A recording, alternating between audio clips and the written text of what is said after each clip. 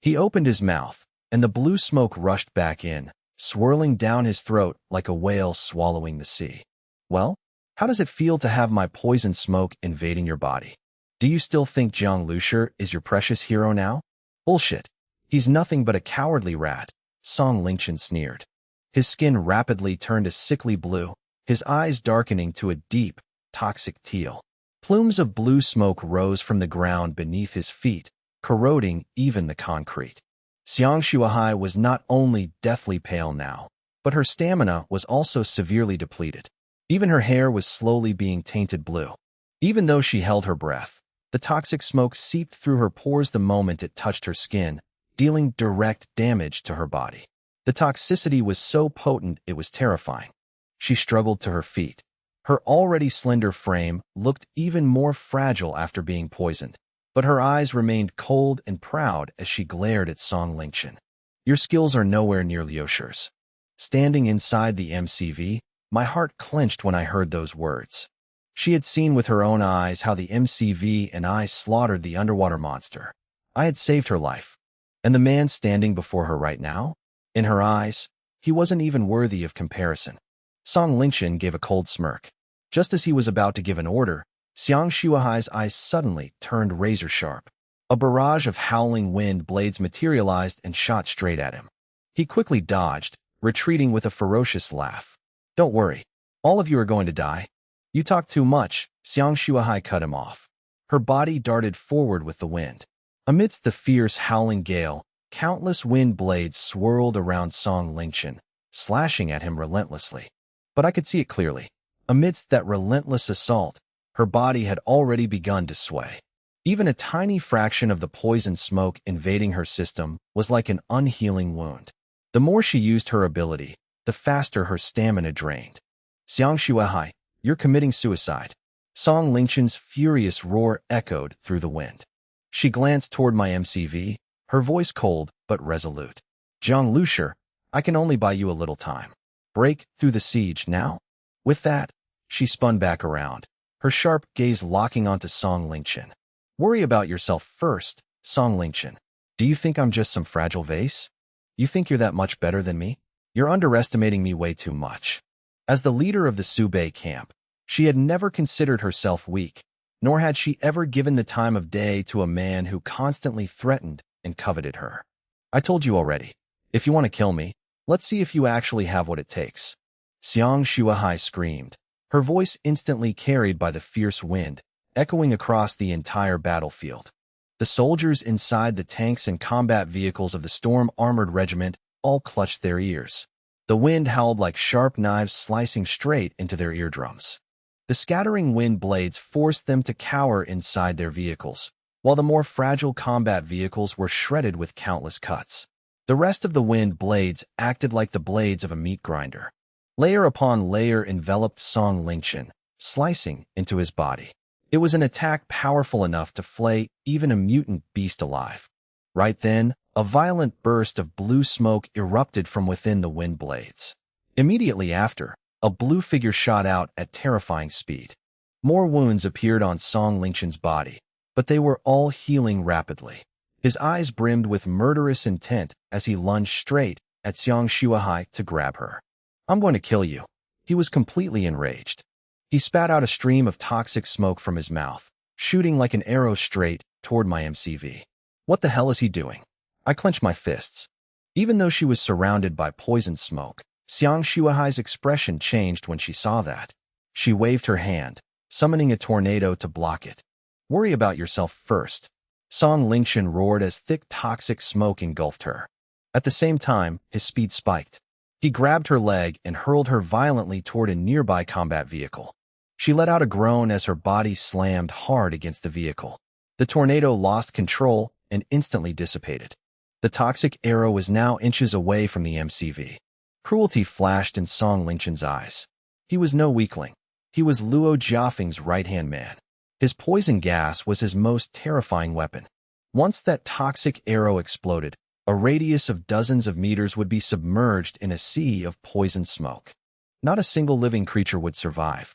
If he went all out, the toxic gas could even spread for hundreds of meters. Compared to the poison gas bombs of the old wars, this was far more horrifying. The higher the density, the stronger the corrosion. Even metal couldn't withstand it, let alone human flesh. Once he retracted the poison gas, every living thing within that range would be wiped out. My team and I would vanish without a trace, leaving Xiang Shuahai behind to blame herself until the day she died. Watching the unstoppable toxic arrow, Xiang Shuahai nearly collapsed. She struggled to stand, blood trickling from the corner of her deathly pale mouth.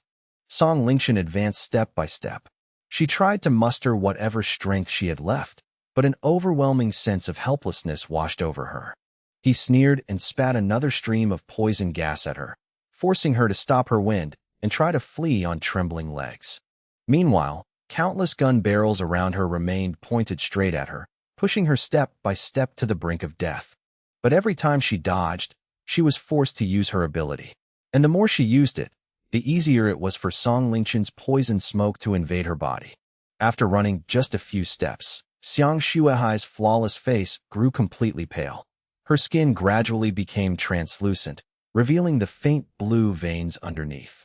Her legs felt like they were filled with lead. She could barely even feel her own existence anymore. In contrast, the footsteps behind her grew clearer and clearer, each beat pounding into her ears like war drums smashing against her eardrums. Am I going to die here? The thought flashed through her mind. She still didn't know what would happen to Subei, nor did she know how my team and I were doing right now. And she still wanted to live. She wanted to see with her own eyes if this apocalypse would ever come to an end.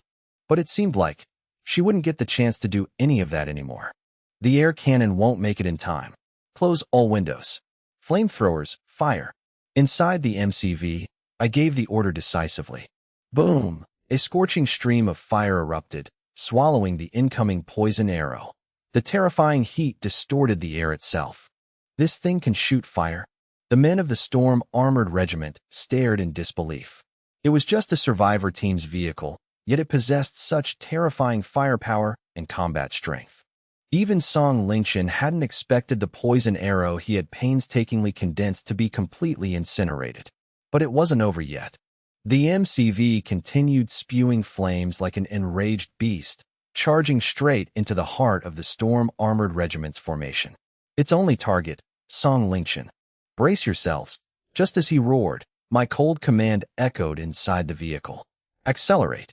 The MCV channeled all its light energy.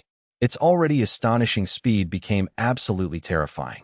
Song Lingqian's shout was instantly drowned out by the deafening roar of the engine. Before his eyes, space seemed to tear apart as the MCV suddenly appeared right in front of him. The surrounding tanks and combat vehicles were swept into the firestorm before they could even react. At the same time, a fierce electrical grid enveloped the vehicle.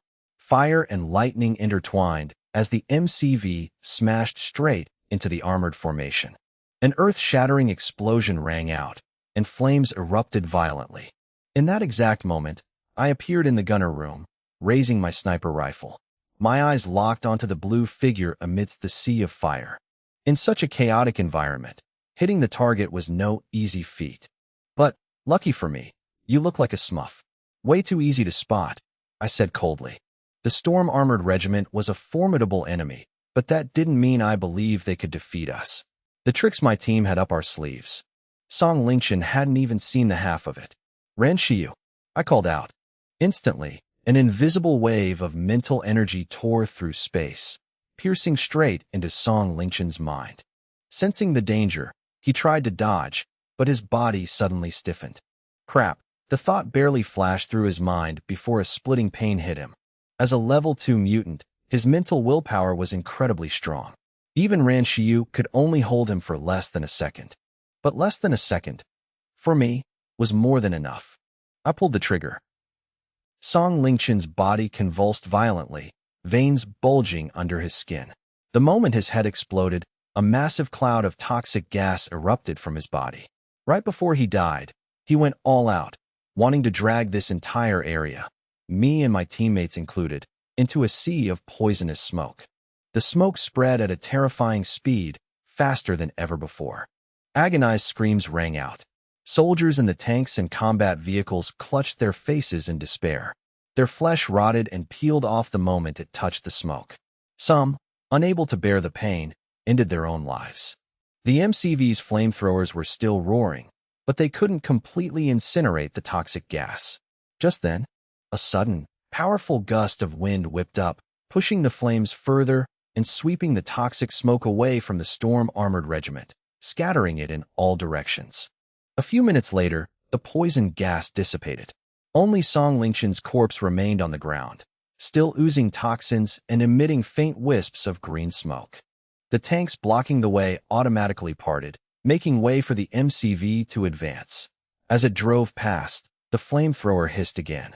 Scorching flames engulfed Song Lingqian's corpse, crackling as his body was completely reduced to ash.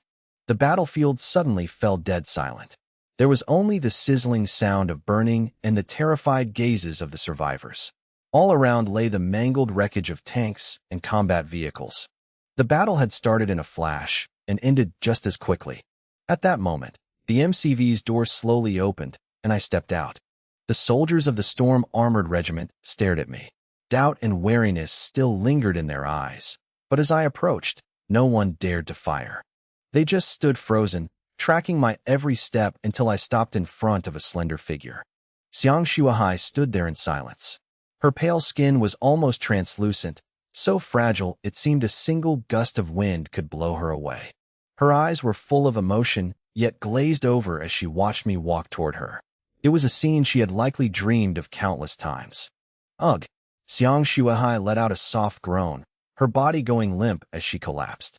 Seeing me, it was as if a massive weight had been lifted off her shoulders. The relief brought on sheer exhaustion, to the point where she couldn't even lift a finger. Xiang Shuahai. I immediately rushed forward and caught her in my arms. In my embrace, the once radiant girl had her eyes closed, her thick eyelashes trembling slightly. Beneath her almost transparent skin, blue veins were clearly visible. Her breathing was so weak it was barely audible. She's poisoned. I frowned, realizing she had exhausted every last drop of her strength, causing the toxins in her body to flare up violently. Her condition was critical. You're not going to die, I said, scooping Xiang Shuahai up in my arms and striding quickly into the MCV. Yusin. The moment I laid her down on the sofa, Li Yusin ran over, her eyes full of heartache. Let me, she said quickly. Is she going to be okay? I asked, unable to hide the worry in my voice. I'll do my best. Li Yusin nodded, taking Xiang Shuahai's hand and closing her eyes. In that instant, to her, it was as if the entire world had transformed into an invisible operating room, with Xiang Shuahai lying on the surgical table. Her vital signs were clearly displayed, while Li Yusin wielded a surgical scalpel forged from mental energy, treating her directly from within. I stood by, watching in silence. I didn't know why Xiang Shuahai had come all the way here from Subei, but I knew one thing. Without her, Song Lingqian wouldn't have been dealt with so quickly. Under Li Yusin's treatment, Xiang Shuahai's breathing gradually stabilized. Sensing this, I finally let out a sigh of relief. Just then, Zhang Hai's voice rang out from outside the vehicle. Brother Jiang, someone from the armored regiment wants to see you. I turned to look at Xiang Shuahai one last time before stepping out the MCV's door. A few military officers stood not far away, looking at me with complicated expressions. When they saw me appear, a middle-aged man spoke up, his voice tense. Captain Jiang, Song Lingqian is dead. I don't know how you plan to deal with us. There was clear vigilance in his eyes. If I wanted to wipe them out, they certainly wouldn't just sit there and wait to die. Song Lingqian is dead, but whether this battle is over or not is up to you. I replied coldly. The officer fell silent for a moment before saying, We never wanted this fight. I understood. The Qionghai military had deteriorated, becoming a tool for warlords. But the majority of the officers and soldiers were just following orders. Many of them wore the uniform because they wanted to protect this city, yet they were deployed to wipe out a survivor team. They couldn't see the point of it either, especially after witnessing Song Lingqian's madness firsthand, a man willing to throw away his subordinates' lives. I spoke, my eyes as cold as steel. You lead the way. I'm going to Qionghai City. I'm going to kill Luo Jiafeng. Anger flared within me. Behind me was my battered MCV and the comatose Xiang Shuahai. All of this was caused by that organization, by Luo Jiafeng, the commander of Qionghai City. Killing Han Yuan wasn't enough. This time, I was going to pull them up by the roots and drag their entire shadow network into the light. The officer stared at me in shock. In his mind, no matter how powerful the MCV was, facing a fortified city and countless mutants was no different from a death wish. Not to mention, the news had likely already reached Qionghai. But this was my decision, and they needed to return to the city anyway. He glanced at his comrades and nodded. The street, left in ruins after the massive battle, lay dead silent, a testament to the storm that had just passed. The soldiers of the Storm Armored Regiment pulled their fallen comrades from the tanks and combat vehicles. They gathered them in one place for cremation, preventing zombies and mutant beasts from devouring them. The people from the Subei camp did the same. They had suffered catastrophic losses in the battle. In the end, only 3 survivors remained. Captain Jiang. The 3 approached the MCV, their eyes heavy with grief, though a clear sense of awe still showed when they looked at the vehicle. Captain Jiang, I met you back in Shuangwu County, when we were dealing with that underwater monster. A girl said, wiping her tears. I follow Sister Xiang now. My name is Su Yeye. Captain Jiang, I never got the chance to thank you. If it weren't for you back then, my brothers and I wouldn't have survived. A tall man spoke up, but his eyes immediately turned red. The veins on his forehead bulged as he tried to suppress his emotions. I had seen him sitting beside a corpse for a long time earlier. It was likely the brother he had just mentioned. How is Sister Xiang doing? Su Yeye asked anxiously. Yeah, how is she? The other man asked, equally impatient. I looked at Su Yeye and said, if you're that worried, get on the bus and keep an eye on her. Really? I can. Thank you, Captain Jiang. I nodded, watching her hurriedly run onto the MCV. Now I understood. The people from the Subei camp and Xiang Shuahai had come here because they knew my team was going to be ambushed. They followed us to provide backup. The Subei camp had sacrificed too much. I couldn't refuse letting Su Yeye on board to take care of Xiang Shuahai. How did you guys get here from Subei? And why were you mixed in with Song Lingchen's troops? I asked. The man replied in a low voice, it's a long story. A bizarre plague suddenly broke out in Subei. Those infected die a gruesome death. We searched all the surrounding camps, but no one could cure it. In the end, we had no choice but to head for the larger bases. Why not go to Star City Base or the Heiyuan Safety Zone? I pressed.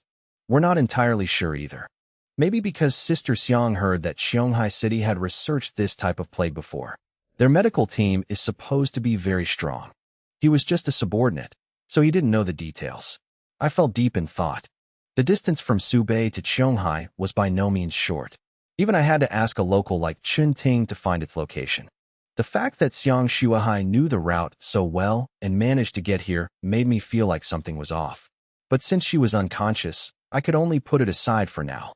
A rumbling engine echoed from a distance. I turned to look. A tank was rolling toward us. It stopped right in front of us. To the utter shock of the 3 from Subei, Zhang Hai hopped out, beaming. He said excitedly, Brother Jiang, check out old Zhang's new ride. Not only had he brought back a tank, but he and Sun Kuan had also scavenged a ton of ammo. The men from the Storm Armored Regiment watched this unfold, forced to swallow their pride in silence. I walked a lap around the tank and smiled. Not bad. Compared to his old off-road vehicle, this was definitely a step up. A bit slow, though, I remarked. A few soldiers standing nearby looked visibly annoyed. A main battle tank could hit 75 kilometers per hour on a paved road. That wasn't slow at all. But then again, my MCV's speed was just too insane. Weighing over 50 tons and still blowing past that speed, they really weren't in the same league. I called the tank slow, and they couldn't even argue. This tank has incredible firepower and defense. If we had been allowed to launch a full-scale attack from the start, your vehicle would have been pierced right through. A soldier couldn't help but speak up. Well, you were allowed to fire later on. Did you hit anything? I recall your tank getting flipped over. Someone else retorted with a sneer. Damn it. And now they've even taken my tank. The soldier fumed. All right, knock it off. I glanced at Zhang Hai and Sun Kuan, who were practically buzzing with excitement. Hearing me call them out, the two suddenly remembered something. It felt like history was repeating itself. Every time they got a new ride, they'd be thrilled. only for it to break down shortly after. Meanwhile, every time I upgraded my vehicle, our combat power skyrocketed instantly. Thinking of this, they both quieted down. Compared to me, scoring a tank really wasn't anything to brag about. Let's move out. I returned to the MCV, gazing into the distance. Cheonghai City. Luo Jiafeng. Cheonghai City, in reality, wasn't a massive base. From above, it looked like a small town, surrounded by towering walls. Like a lone oasis in the apocalyptic wasteland, besieged on all sides by endlessly roaming zombies and mutant beasts. Survivors huddled together here, hiding behind the high walls just to stay alive. Even without large-scale attacks, life for the commoners in Cheonghai was still filled with violence and hardship. They struggled silently at the very bottom of society. They had no idea what the outside world was like, nor did they know what transpired daily in the city's central building, a place they would never have the right to set foot in. That was the center of power in Cheonghai, and on the top floor sat Commander Luo Jiafeng, looking down upon the entire city. To the residents of Cheonghai, he was a distant, powerful figure who only existed in rumors. On Luo Jiafeng's desk, right now lay two reports. He had already finished reading both. The first detailed how Song Lingchen had led the Storm-Armored Regiment and over a dozen survivor teams to wipe out my squad, only to be completely annihilated. This news sent shockwaves through Cheonghai's upper echelons. Even Luo Jiafeng had to admit he had underestimated my team. But what truly caught his attention was the second report. In Luo Jiafeng's office, aside from a radio and a telephone, there was absolutely nothing else. The radio was locked to a single frequency, broadcasting at fixed times. The content sounded disjointed, nothing but numbers and meaningless phrases. Only a very select few understood their true meaning, and from that, they knew when the next broadcast would be. The second report was the decoded result of that broadcast. The translated message was just a single sentence, "Weapon discovered." That alone was enough to make Luo Jiafeng's breathing quicken. Before the apocalypse, he was merely a mid-level officer, completely cut off from the nation's top-tier secrets. But after the apocalypse, as he climbed step by step to the peak of power, the world he saw was entirely different. This was the true face of the world. Concepts like weapons, if you didn't step into that echelon, you wouldn't have the right to know about them in your entire lifetime. Luo Jiafeng pondered for a moment before picking up the phone and making a call. Afterward, he put the radio away, gathered all the documents in the room, and tossed them into a stainless steel trash can. With a snap of his fingers, a flame ignited from his fingertip, quickly swallowing the pile of papers and reducing them to ash. As the fire died down, a short-haired woman with delicate features, dressed in neat office attire, pushed the door open and walked in. "Commander Luo, everything is ready. We can depart at any time." Luo Jiafeng nodded, a flash of excitement and anticipation in his eyes. "What about Jiang Liushir's team?" the secretary asked hesitantly. If it weren't for the report about the weapon, Luo Jiafeng would have handled it himself, wiping out my team and reclaiming the Black Hole Core. But right now, we were no longer his top priority. If they escape, raise the bounty. If they go into hiding, send people to find them. Luo Jiafeng replied indifferently. The secretary bowed her head. "About Luo Jiafeng, what do you know about him?" On the way to Cheonghai, I asked the officer from the Storm-Armored Regiment. I had learned his name was Wu Guang. Though still wary of me, Wu Guang realized I wasn't someone who killed without reason, so he answered without hesitation. "I don't know much. He wasn't the commander before. Then he suddenly seized power and established Cheonghai City. They call it a base, but it's really more like a massive trading hub." Wu Guang said. He had witnessed the formation of Cheonghai with his own eyes, knowing this place constantly received shipments, from weapons to evolutionary crystals. Then they traded them for other resources, even including elemental mutants, who were subsequently shipped off elsewhere. In the past, Wu Guang intentionally turned a blind eye, thinking he would stay in Cheonghai forever, in an environment where the military had rotted from the inside. Ignoring things that didn't concern him was the best way to survive. But after Song Lingchen's death and facing me, he couldn't help but recall it all. A warlord faction constantly shipping mutants out of the base. That was clearly not normal. Rising to power so suddenly sounds awfully familiar. I muttered. Exactly like Han Yuan. Qianghai was very likely just a trading post for that organization, and Luo Jiafeng was the one chosen to run it. Compared to Han Yuan, a major general in the Huaxiao region, Luo Jiafeng's status within that organization was probably much higher. As the vehicle drew closer, the silhouette of Qianghai City became clearer. Wu Guang glanced at me, a probing look in his eyes. Facing an entire city like Qianghai, did I really have that much confidence? Of course. If it weren't for me, Han Yuan would have continued expanding his power in the Jiangning region, eventually turning the Jiangning safety zone into that organization's territory, just like Qianghai was now. Luo Jiafeng is not a simple man, Wu Guang added, his voice low. He's incredibly strong, decisive, goal-oriented, and ruthless. He shot me a look. If you think he's anything like Song Lingchen, you're making a huge mistake. After all, Luo Jiafeng is the one truly in charge of Qianghai. If I thought he was like Song Lingchen, I wouldn't be this interested in him, I replied. Fair enough. Wu Guang shrugged, not bothering to press further, and looked ahead. Up ahead was Qianghai City. When they set out, they thought this was just a simple mission. But now, they were returning as failures, bringing their target, a survivor team, right back with them. Just then, my expression shifted slightly. I immediately left the window and headed straight for one of the MCV's 2 bedrooms, the girls' room. The room was delicately decorated, giving off a soft, fresh vibe that completely contrasted with the rugged exterior. Since the MCV's upgrade, this was my first time stepping inside. A very faint scent wafted through the air. It wasn't perfume, nor was it an air freshener. It was a familiar scent that made you unconsciously want to take a deep breath. I suddenly remembered.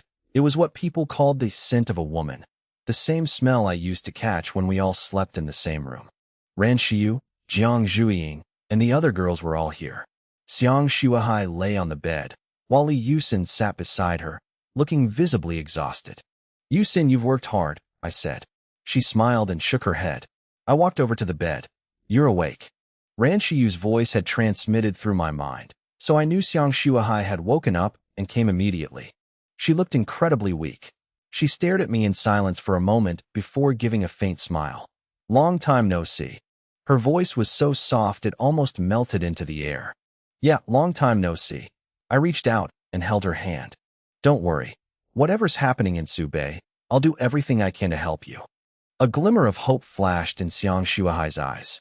For some reason, my words always seemed to put her at ease. She trusted me even more than a massive base like Qianghai. Get some rest. Once you're better, you can tell me what happened in Subei.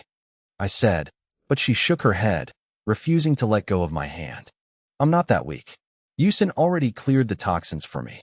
I can talk now. You probably know by now, a plague has broken out in Subei. Xiang Shuahai said softly. This plague turns people into something like zombies. Huh? Like zombies? Jiang Zhuiying blinked, confused. Isn't that just the zombie virus? It's different, Xiang Shuahai shook her head. The infected stay conscious at first. They don't lose their minds. Their bodies slowly mutate, their habits change, but they still know they're human. She paused for a moment before continuing, her voice growing even softer. Then, their bodies start to rot, and they have to stay wide awake, watching themselves slowly turn into a corpse, piece by piece. Compared to that, just turning into a zombie is a mercy. Just hearing about it was enough to send chills down anyone's spine. Li Yusin frowned, Jiang Zhuiying shivered, and even Zero couldn't hide her grim expression. How long has this been going on? I asked. Watching your own body rot away was pure physical and psychological torture. Many must have ended their own lives before the disease could kill them. Not long, but too many have died already. The horrifying memories made Xiang Shuahai's face turn pale, her lips trembling slightly. That was exactly why she had risked the long journey to Qianghai to seek help. Shuahai, get some rest first. I stood up. Yusin, take care of her. By now, the MCV had pulled right up to the gates of Qianghai City. The massive, sprawling walls cast long shadows in the sunset, looming over the vehicle. The MCV had also shifted back into its minibus form. I'm feeling better. Where are we? Xiang Shuahai noticed the light dimming. She turned to look outside and saw the towering walls. In this post-apocalyptic world, wherever there were walls, there was bound to be a major city. Qianghai, I said casually. Xiang Shuahai froze. Qianghai had just issued a kill order on me, yet here I was, walking right up to their front door. To me, this place was no different from the tiger's den. Even knowing how strong I was, Xiang Shuahai couldn't help but panic. Qianghai was a military base. Was I planning to take on the army head-on? Why are you here? You know this place is. Before she could finish, I replied calmly, to kill someone. I came to Qianghai this time for revenge. That was why I let the storm-armored regiment leave, and they didn't refuse. Originally, they planned to return to Qianghai, but as they got closer, they had second thoughts. Failing the mission and bringing the enemy back with them. That alone violated Qianghai's rules. Not to mention, the warlord regime here was no longer something they wanted to serve. The recent battle had made that crystal clear to them. So why stubbornly go back? Maybe they'd find some small town, build a new base, and take in ordinary people struggling to survive. Of course, their departure was a massive loss for Qianghai. In reality, many military zones didn't have that many tanks, but Qianghai was an exception. Most of their tanks were acquired after the apocalypse. But none of that concerned me anymore. Kill someone. Xiang Shuahai was stunned by the words. A blood-soaked phrase, yet when I said it, it sounded strangely casual and natural. Before she could react, I had already stepped out of the room. Stop the vehicle. Stop. As the MCV approached, the guards at Qianghai's gate immediately stepped forward, rifles in hand. Qianghai was a major trading hub, with convoys constantly coming and going. Guarding the gate was a lucrative gig, and the soldiers often took the opportunity to extort a little extra fee. Halt for inspection. The mustached captain rubbed his chin. His gaze wasn't that of a standard inspection. He was clearly scoping out anything of value.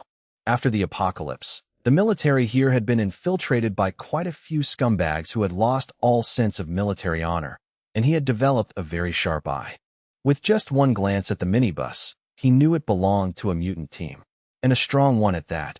Otherwise, they wouldn't be able to operate such a large vehicle. This ride was gorgeous. The exterior didn't give much away, but through the windshield, the interior was so luxurious it looked exactly like a mobile home. What's more, the person in the driver's seat was a beautiful, clean girl, a rare sight in the apocalypse. The mustached captain immediately felt an itch in his heart. Get out. Everyone out for inspection. He didn't want to make enemies with powerful mutants, but just getting that girl to step out so he could get a closer look would be satisfying enough. Open the door, he ordered, waving his gun.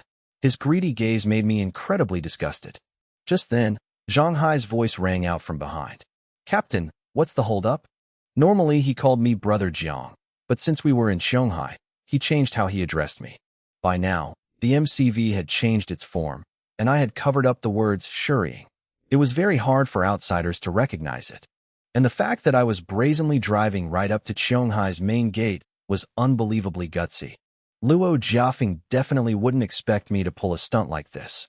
Plus, in the apocalypse, the reaction speed of the warlord forces here couldn't be that fast. They probably didn't even know what my vehicle looked like. That was why I drove straight up without a second thought. Quite a crowd you got there. You guys too, get out of the vehicle. The mustached captain turned to bark at the people behind, but the words died in his throat. A roaring engine echoed from behind as a heavy tank slowly rolled forward. A tank? A Type 99 main battle tank. He was dumbstruck. A mutant team driving a tank? And a top-of-the-line modern model at that? This was absurd. No matter how strong a mutant was, they couldn't just operate a tank. Not to mention the fuel consumption. Ammunition alone was a matter of life and death. Without military logistics, where would they get supplies? Therefore, even though Qianghai had an entire armored battalion, seeing a group of mutants driving a tank still left him reeling. This group was terrifying. Furthermore, the guy driving the tank called the person in front captain. Just how strong was their leader? For a moment, the mustached captain was completely bewildered. What's the problem? You're not going to let us pass. Zhang Hai yelled from the back, glaring at the man. He held a Type 81 rifle and tapped it hard against the 12.7mm heavy machine gun on the main battle tank. The cold clink of metal instantly froze the atmosphere in front of Qianghai's gates. The mustached captain gulped, his voice rushed. How are you driving a main battle tank? That's military property. Whether you stole it or found it, you have to return it to the military.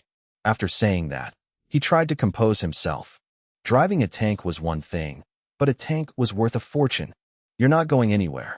Come with me to the military zone. He rested his hand on his gun while using his walkie-talkie to call for backup. Facing a group of mutants with an unknown background, he couldn't help but feel nervous. What did you say? Zhang Hai snapped back. I stole this tank with my own 2 hands. Why the hell should I give it back to you? Captain. I waved my hand, signaling Zhang Hai to stand down. To the military zone? That was exactly what I wanted. I was planning on heading there anyway. Having a guide makes it even easier. Drop your weapons and step out of the tank. The mustached captain tried to throw his weight around, raising his gun to order Zhang Hai. Clang. His answer was the tank hatch slamming shut and the main gun barrel slowly rotating to aim right at him. The captain gulped hard, instantly dropping his demand for Zhang Hai to get out. Was he kidding? If they fired a shell into Zhang Hai, the fallout wasn't something a petty officer like him could handle. Stop turning it. He quickly backed away from the barrel. Compared to the minibus, the tank was obviously a much bigger threat. Staring down a 125mm cannon was just as terrifying as facing a horde of zombies. Luckily, backup arrived just in time. Even though they were just regular soldiers, having the military backing them gave them plenty of confidence. All of you, come with us. I'm warning you, if you try anything funny in the city, I guarantee you'll wish you were never born. The leader was a buzz-cut first lieutenant. Seeing the tank, he was also startled. Asterisk, a real tank. Asterisk. Shanghai had an armored battalion. It wasn't massive, but it was a significant force. As soon as he arrived, he acted aggressively, wanting to establish dominance with a harsh warning. At the same time, he secretly praised the mustached captain. Confiscating a tank would be a huge merit. What are you standing around for? Follow me, the lieutenant barked. I smiled. Let's go. Inside the vehicle, Xiang Shuahai shot the lieutenant a look of pity. He thought I had submitted, hence his arrogant swagger. Little did he know who he was leading into the military zone. In just a little while, when things kicked off, he'd be the one who brought the disaster inside. Zhang Hai shot a disdainful look at the mustached captain and the buzz-cut lieutenant, then drove the tank behind the MCV, entering Shanghai and heading straight for the military zone. The news spread quickly within a small circle. Someone had stolen a military tank and brazenly driven it into the city. Zhang Hai's line. I stole this tank with my own 2 hands. Why the hell should I give it back? Sounded so arrogant it left many people astounded. What kind of place was the military? Yet they dared to rob them? They clearly had a death wish. I couldn't care less. I leaned back in the passenger seat, enjoying the cool breeze from the window, feeling strangely relaxed. From the outside, no one would ever guess I was calmly waiting for a bloody massacre. Brother, you look pretty relaxed, a voice called out from outside. I glanced over and saw an SUV driving parallel to us. Because the minibus was tall, I had to look down. A driver was in the front, and the one who spoke was a man with gold-rimmed glasses, dressed luxuriously, sitting in the back. He smiled warmly, but I had no interest in strangers and didn't plan on answering. Just as I was about to lie back down, he spoke again. Brother, I suggest you hear me out. It'll be good for you. I know you're the captain of a mutant team. You've got some skills. But stealing a military tank? I'm afraid you've crossed a line. You might even face a court-martial. What's your point? I frowned. I'm Qin Huangfang. I want to discuss a business deal with you, he said, glancing at my minibus, his smile still polite. In Shanghai, Qin Huangfang was a well-known figure. Thanks to his tight connections with the military brass, he monopolized the city's alcohol supply. Hearing that someone had stolen a tank and driven it straight into the city, he immediately took an interest. He wasn't eyeing the tank. That could never belong to him, and it was useless to him anyway. What caught his eye was my luxurious, spotless, well-maintained minibus. He was cunning, knowing how to exploit every angle. This news was leaked by the mustached captain himself. A minibus like this gave him ideas, turning it into a mobile bar or packing it with beautiful women for his own enjoyment. Young Master Qin was talking to you just now. Are you deaf? A sweet female voice chimed in. From the SUV's sunroof, a beautiful, seductively made-up woman popped out. She was Li Tiantian, one of Qin Huangfang's mistresses. Let me be blunt. Li Tiantian spoke first, her tone aloof, as if she were bestowing a favor. Fourth Master likes your ride. Your vehicle looks flashy, but it has zero combat value. Its only redeeming quality is that young Master Qin fancies it. In Shanghai, countless people fight for a chance to work with young Master Qin. You just got into the city and already struck gold. So, are you willing to hand over the vehicle? I let out a scoff, not even bothering to reply to the smug woman. Qin Huangfang looked at my expression, seemingly guessing what was on my mind. Brother, don't be too arrogant. To be honest, if I wanted to, it wouldn't be hard to find a minibus like this. Even if it's a bit dirty, a little maintenance, and it's good to go. But I hate the hassle, which is why I want yours. Honestly, you wouldn't get much money selling this thing anyway, because it's not practical. Mutants won't like it. Only businessmen like me see any value in it. Hearing him, I burst out laughing. People had tried to rob my vehicle before, but trying to buy it like a second-hand trade? This was a first. So tell me, I sneered, how much is my ride worth? Qin Huangfang didn't answer immediately. He just said slowly, do you think going into the military zone this time will be a walk in the park? I instantly understood. It was a threat. At first, I thought he was just arrogant, but still wanted to do legitimate business. Turns out, he never intended to buy it fairly. He was forcing me to hand it over, without even planning to spend a single dime. I know quite a few high-ranking figures in the military. General Liu, Commissioner Sun, even Commander Luo. I can put in a word with all of them. Hearing this, I was a bit surprised. The Commander Luo he mentioned was Luo Jiafeng. Even though I could openly enter the military zone now, I still hadn't found a chance to meet Luo Jiafeng face-to-face. Even with Ran Shiyu's mental vision, I couldn't identify him, because her ability only sensed mental energy, not faces. Earlier, I was still wondering how to find Luo Jiafeng without causing a scene, afraid the old fox might slip away. If Qin Huangfang could actually lead the way, that would be incredibly convenient. You know Commander Luo? I asked intentionally, my voice carrying a hint of reverence. Heh. Qin Huangfang just chuckled, not answering. His attitude was like an emperor listening to a peasant brag about wealth. Li Tiantian shot me a look of utter disdain. What a frog in a well. Young Master Qin and Commander Luo don't just know each other, they're very close. You don't need to know the details. Just knowing that every bar in Shanghai belongs to young Master Qin is enough. In the post-apocalyptic world, with the old rules shattered, human desires were easily unleashed. For mutants who didn't know if they'd live to see tomorrow, bars and casinos were the perfect places to vent their lusts. Those gray areas brought in massive profits, far beyond imagination. I started getting interested in Qin Huangfang. I stroked my chin, looking at him closely. In my eyes, he was nothing but a fat sheep. Of course, I knew guys like him had to kick most of their earnings upstairs, leaving them with not that much. But right now, I needed funds to upgrade and craft EMP ammo, and this sheep had just delivered himself to my doorstep. Even if it was just a scrap of meat, it was worth taking. Not to mention, he was a free guide who claimed to know Luo Jiafeng. Now I didn't even have to worry about finding the guy. Young Master Qin, so you're close with Commander Luo? I really had eyes but couldn't see MT Tai. I sat up straight, flashing a warm smile. I'd love to meet Commander Luo. If you don't mind, young Master Qin, I'd appreciate an introduction. Commander Luo is someone I've admired for a long time. Seeing my drastic change in attitude, Qin Huangfang wasn't surprised in the least. He had seen too many mutant teams act tough at first, only to turn to jelly the moment Luo Jiafeng's name was dropped. No matter how distant the connection was, it was still a connection, one far more important than them. He relished the feeling of making others bow, while secretly despising their cowardice. To him, this captain was arrogant at first, but at the mention of Luo Jiafeng, he was just a coward. I can take you, he replied lazily. I have business with Commander Luo anyway. You wait outside, and I'll announce you. As for whether Commander Luo sees you or not, that depends on his mood. Sounds good. I agreed cheerfully. Oh, and this tank. Qin Huangfang glanced at the Type 99 tank behind me. I gave an awkward smile and said, actually, we just found this tank.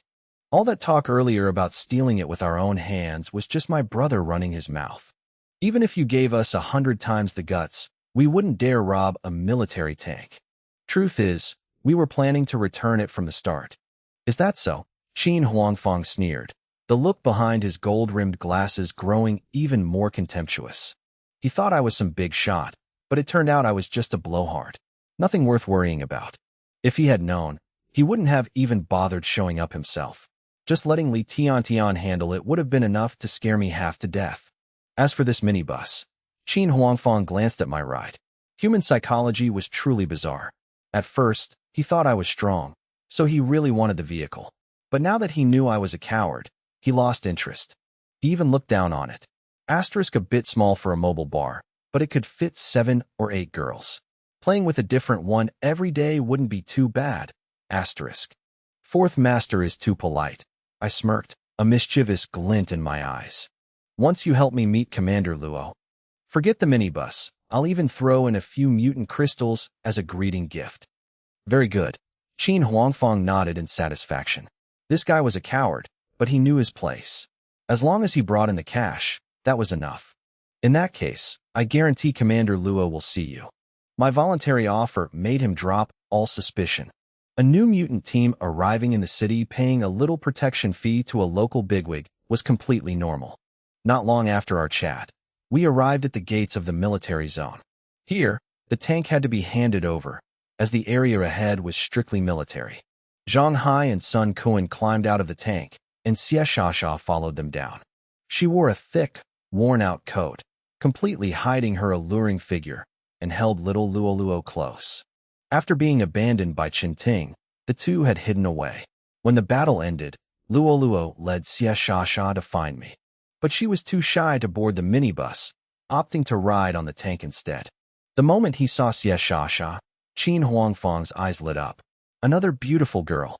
Why are there so many women around this guy? Before he could get a good look, Xie Shasha followed Zhang Hai and Sun Kuan onto the minibus. The door closed, and she headed straight into the bedroom at Ran Shiyu's invitation. Qin Huangfang rubbed his chin, secretly plotting how to hit on one of them. Just then, I spoke up. Young Master Qin, the tank's been handed over.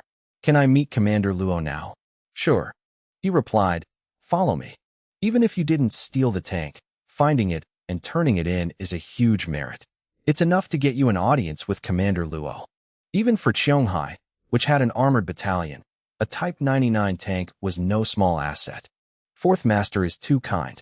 I'll be relying on your help. I smiled apologetically. Seeing me act so soft and easy to bully, Qin Huangfang started calculating how to bleed this fat sheep dry. Guys like me were hard to come by. I could easily be turned into a steady source of income. With that in mind, he led the way into the military zone, preparing to take me to Luo Jiafeng. The mustached captain, however, felt awkward. He was the one who stopped me at the city gate in the first place. Even though I said the tank was found and I planned to return it, given my arrogant attitude at the gate, refusing orders and turning the gun barrel, he didn't believe for a second that I actually wanted to give it back. If that were true, great. At least they wouldn't fire a shell inside the city. Voluntarily returning a tank? What a load of crap. In his mind, if he was smart enough to detain me, the credit would definitely be his. If it weren't for his decisive action, another captain might have just let me go. Now, seeing Qin Huangfang about to take me to Luo Jiafeng, wasn't his credit being stolen? That was unacceptable. Young Master Qin, he chuckled nervously. My brothers and I escorted this team here. We've already reported it to the brass. We can't just escort them halfway and lose them. How about this? You take them to see Commander Luo first, and afterward, we'll continue escorting them to the military for investigation. In his head, he was already planning to embellish the report to highlight his own contributions. The buzzcut lieutenant also stepped up. Young Master Qin, this team's background is unknown. This is a restricted area. We need to keep a close eye on them to prevent any incidents. His gaze swept over me, full of warning. Qin Huangfang was sharp. He instantly knew these two just wanted to claim credit with their superiors. Low-ranking officers like them never had the chance to approach the big shots. Now, with the Type 99 tank in play, if they didn't see the higher-ups, Qin Huangfang would steal all the glory. They weren't going to accept that. He chuckled. Then come along. He didn't really care. Tossing his subordinates a bone was the right thing to do anyway. And so, the whole group headed straight for the command center. The command center was located in the heart of the military zone. The area was filled with villas, and Luo Jiafeng's was at the very end. The villa was incredibly luxurious, with a massive helipad right out front. Just as we arrived, an armed helicopter was slowly touching down. The high-speed rotors whipped up a fierce gale, forcing the surrounding soldiers to squint. The moment he saw the chopper, Qin Huangfang was startled. With its 5-blade rotor spanning over 10 meters and its heavy, pitch-black fuselage, it was unmistakably a Z-10, the most advanced attack helicopter from before the apocalypse. It was rare back then, and even rarer now. Shanghai had plenty of tanks because it was the base of the Storm Armored Regiment, but they didn't have a single attack helicopter, let alone a Z-10. Seeing one land right at Luo Jiafeng's doorstep left Qin Huangfang utterly shocked. Only one question echoed in his mind. Who exactly is arriving? The chopper door opened, and a bald man in a gray leather jacket stepped out. He was nearly 1.9 meters tall, his bulging muscles straining against his clothes. He wore sunglasses and had a deep scar behind his ear. Just looking at his build, you knew he wasn't someone to mess with, even without knowing his skills. But he wasn't the main character. As soon as he stepped off, he moved to the side. Right after, a man in his 30s stepped out. He had bronze skin and wasn't particularly tall, but his eyes were as sharp as an eagle's. The most striking thing about him was his left arm. It was missing from the elbow down, replaced by a mechanical arm with a heavy metal axe attached to the end. The one-armed man merely glanced at Qin Huangfang and the others, his cold eyes sweeping past them without a shred of interest. Just then, the villa doors opened.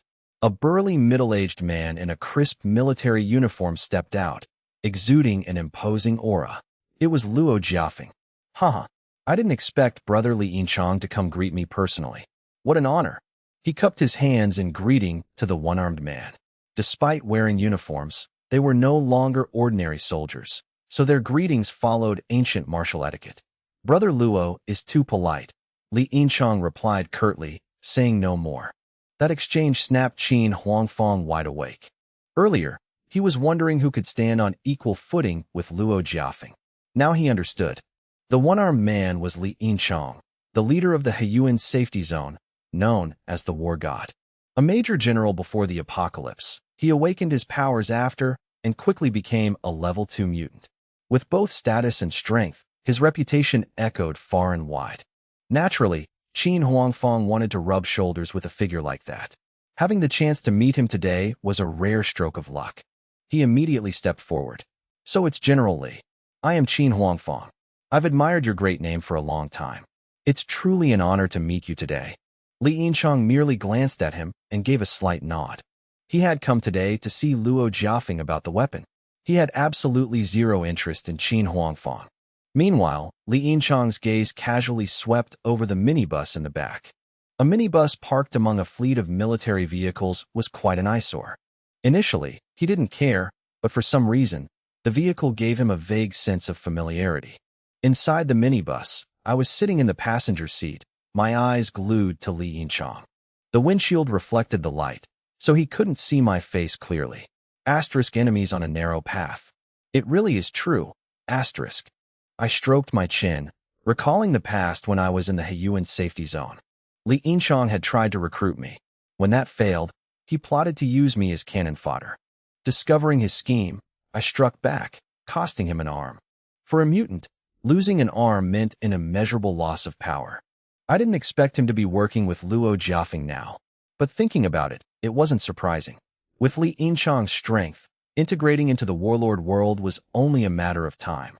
Who is this team? Li Yinchang suddenly asked Qin Huangfang. As a level 2 mutant, his intuition was sharp. That vague sense of familiarity wasn't something he could easily brush off. This is a mutant team that found a Type 99 tank, and my brothers detained them. I was just about to report it to Commander Luo. Qin Huangfang replied casually, but inwardly, he was thrilled. He thought he had picked the perfect moment. Recovering a Type 99 tank was enough to catch the attention of big shots like Li Yinchang. Detained? The team in that minibus. Yes, just a small team. They probably just stumbled upon the tank. Qin Huangfang confidently made his judgment. If they were truly a strong team, why would they act so weak? But to his surprise, Li Yinchang pondered for a moment, then walked straight toward the minibus. Qin Huangfang was stunned. He hadn't expected Li Yinchang to be this interested in the team. In just a few steps, Li Yinchang was standing right in front of the minibus, facing the passenger seat. I slowly rolled down the window, leaning comfortably against the door, and raised a hand in greeting. Long time no see, buddy Yinchang. The new look is pretty badass. Planning to become the Pirate King. My words were aimed straight at his mechanical arm. That was Li Yinchang's eternal sore spot. Normally, no one dared to mention it. Even staring at it for too long could get you killed, let alone mocking it so openly. Li Yinchang was usually calm, but right now, his eyes were bloodshot. This face, how could he ever forget it? Jiang Lushi, it's you. What? Jiang Lushi. Luo Jiafeng, standing by the villa doors, was also startled upon hearing the name. The guy sitting in that minibus was Jiang Lushi, the man who killed Han Yuan and Song Lingchen, stole the black hole core, and had an S-class bounty on his head. Jiang Lushi actually dared to show up right at the military zone? Did he come here to kill him? If I had run or hidden, it would have made sense. But appearing right in front of Luo Jiafeng so quickly, like a ghost, was completely beyond his calculations. Precisely because they didn't expect such an unorthodox move, combined with my insane speed, the Qianghai military hadn't even had time to react before I was already inside the city. Luo Jiafeng instantly felt a chill run down his spine. His hand gripped the weapon at his waist, his eyes turning icy. Why are you here? I shrugged. You're really asking? I found a Type 99 tank and figured I'd take it for a spin for a few days. When I entered the city, your gate guard stopped me. So they escorted me straight to your front door? That's why I'm standing here. My words made Luo Jiafeng turn his head to glare at Qin Huangfang. By now, Qin Huangfang was completely petrified. Jiang Lushi. The man who wiped out the black hole, forcing the military to issue their highest-level bounty, yet they still couldn't do a damn thing to him. It was me. The minibus that was once the military's worst nightmare had now transformed into something even bigger. Thinking about how he had planned to turn this vehicle into a mobile bar earlier, Qin Huangfang turned pale. Looking at the smile on my lips, he saw nothing but a demon. I was planning to bleed this monster dry. Not just Qin Huangfang, but the mustached captain and the lieutenant were also dumbfounded. They had detained me and personally delivered me to the command center. They had brought a god of death right to their doorstep. Qin Huangfang's entire body went cold. He knew he was dead meat this time. The lieutenant finally snapped out of it and hurriedly grabbed his walkie-talkie. But right then, a spark of electricity flashed, and the radio exploded in his hand. He screamed in agony, his scorched hand trembling uncontrollably. My cold gaze swept over the group. Now that I was here, I wasn't going to give them a chance to call for backup. Even so, a commotion this big would naturally attract attention, but I had already accounted for that.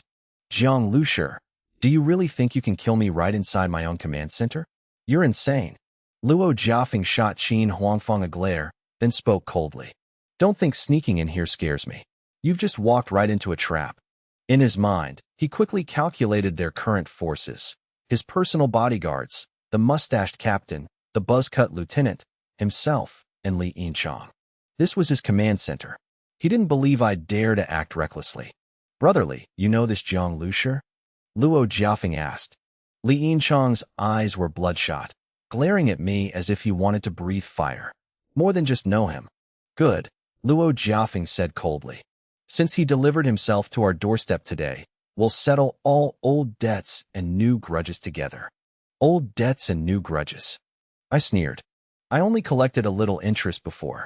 Today, it's time to collect the principal. Are you guys figuring out who dies first? You're the one who's going to die, Luo Jiafeng roared. Trying to cause trouble in my command center? You really don't know your place. At that exact moment, he sensed an intense, lethal threat and immediately dove to the side. A terrifying blast of air erupted from the minibus, blowing past Luo Jiafeng and obliterating the villa doors behind him. Crash! The windows shattered, sending glass shards flying everywhere.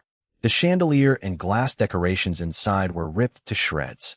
In the blink of an eye, the luxurious villa was reduced to ruins.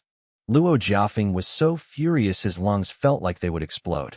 Ever since Qianghai was built, this had been his private residence, a symbol of his status. No one had ever dared to cause trouble here. Yet now, I had blasted it to pieces. Li Yinchang roared, charging straight at me. Compared to Luo Jiafeng, he wanted me dead even more. For a mutant, losing an arm was an unforgivable pain. And even though I didn't chop it off directly, he still pinned the blame entirely on me. The moment Li Yinchang moved, he was like a tiger descending the mountain. His figure flashed like lightning, appearing right at the minibus. He lunged straight through the window at me, throwing a ferocious punch. Before the fist even connected, a booming sound rang out. In that split second, the minibus suddenly swerved sideways. Li Yinchang's punch missed me and slammed directly into the vehicle's body. A deafening crash echoed. A fist-sized dent appeared on the tough armor. Even I frowned. Even missing an arm, Li Yinchang's strength was still this terrifying. Li Yinchang's expression changed. According to his judgment, that punch should have blown a massive hole in the vehicle, if not shattered it completely. Yet it only left a dent. Just then, the bald man roared and charged forward. Shoot! Shoot! Qin Huangfang screamed in panic. He didn't need to tell them. The mustached captain and the lieutenant had already drawn their guns, ordering the soldiers to fire at the minibus. But the sight left them dumbfounded. The bullets hitting the vehicle only left tiny white scratch marks on the armor. This wasn't a tank with 700 millimeters thick frontal armor. How could such a thin-looking shell have such terrifying bullet resistance? Immediately after, the minibus began its counterattack. Electricity sparked everywhere. The entire vehicle turned into a brutal war machine. Touch it and you're injured. Crash into it and you're dead. In the control room, Jiang Zhuiying casually unleashed bolts of lightning, wrapping the entire vehicle in her electrical grid. A sweet smile bloomed on her adorable face, as if she were just playing a game. But mixed with the agonizing screams of those being electrocuted, that smile looked exactly like a demon in an angel's disguise. Even Li Yinchang, Luo Jiafeng, and the bald man could only hold the minibus back for a brief moment. If it weren't for them, the mustached captain and his soldiers would have been beaten to a pulp long ago. We're at a huge disadvantage. We're all just punching a hunk of iron. Qin Huangfang grew anxious seeing that Li Yinchang couldn't do anything to the vehicle. Meanwhile, Li Tiantian was panicking inside the car, having never witnessed such a horrifying scene. Right then, I suddenly sensed something and looked up outside. Li Yinchang also immediately backed away, his cold eyes locked onto me. I saw the helicopter taking off. They were clearly stalling for time, waiting for the chopper to get airborne. Jiang Lushi, no matter how strong your ride is, it's stuck on the ground. Against an attack helicopter, it's nothing but target practice. Li Yinchang said coldly. The 23mm automatic cannon on the nose of the Z-10 was already aiming straight at the minibus. With a 130-degree firing angle, there was almost no way to dodge. Not to mention, the chopper was carrying 6 anti-tank missiles and 36 rockets. No matter how tough the armor was, this turtle shell was going to be blown to bits. Thinking of the minibus exploding, a gleam of joy flashed in Li Yinchang's eyes. Luo Jiafeng looked equally smug. In his eyes, I was indeed strong and ruthless, but far too arrogant. I didn't understand the true terror of the military. A single helicopter was enough to ensure I died without a burial place. Thank God. I almost forgot we had an attack helicopter. Why should we be afraid of him? Qin Huangfang breathed a sigh of relief. Is a helicopter really that powerful? Li Tiantian asked, her voice trembling. Of course. Ground forces facing the Air Force without anti-air weapons. They'll just get crushed. Qin Huangfang answered with absolute confidence. To him, the idea of a survivor team possessing anti-air weapons was a joke. Right at that moment, another cannon barrel extended from the minibus's combat room. It was a silver metal cannon with a very small barrel, looking completely unremarkable. At first, Qin Huangfang thought I was going to shoot down the chopper. But seeing the short, fixed barrel pointing straight ahead, he was instantly confused. The helicopter was up in the air. Was I going to shoot at nothing? The helicopter pilot was ready to fire. Get ready. At that exact moment, an ear-piercing screech rang out, making everyone's hearts skip a beat. Simultaneously, The silver cannon barrel flashed like a strobe light. What's happening? What the hell is that? Everyone tensed up, waiting for a devastating attack. But the light faded. There was no explosion, no movement at all. A dud? Jiang Lushir, you're about to die, and you're still playing tricks? Li Yinchang mocked. Just then, he suddenly heard the helicopter engine overhead getting closer and closer. Li Yinchang looked up, his expression instantly changing. The Z-10 helicopter was swaying violently. It suddenly lost its balance and plummeted straight toward the ground. Boom! The helicopter that had just taken off crashed down hard. The rotors tore up the lawn before snapping off. The fuselage burst into flames, billowing thick black smoke. Some people couldn't dodge in time, like the mustached captain, and were killed on the spot. Even Li Yinchang and Luo Jiafeng couldn't completely avoid it. Both rolled across the ground, covered in mud and grass, looking utterly pathetic. But right now, no one cared about how they looked. Everyone just stared wide-eyed at the wrecked helicopter in front of them, their eyes filled with terror. Their attack helicopter just fell like that? It didn't even get to fire a single shot before being destroyed. There was no way the helicopter just coincidentally malfunctioned at that exact moment. Li Yinchang immediately thought of that bizarre shot from the minibus earlier. That shot was what brought the chopper down. Inside the MCV, I smiled in satisfaction. The EMP weapon worked perfectly. At such close range, an EMP blast was more than enough to paralyze the attack helicopter's entire system. It would be a miracle if it didn't crash. Thinking about it, it was actually funny. Li Yinchang and Luo Jiafeng truly believed a single helicopter could crush me. If I wasn't fully prepared, why would I dare walk right into a military zone like this? Right then, two mental-piercing attacks suddenly struck out. Before Li Yinchang and Luo Jiafeng could even recover from the shock, both were hit hard. Almost simultaneously, several figures dashed out of the minibus, charging straight at them. Before they could react, the entire area was swept up in Team Shuriying's blitzkrieg. Arg!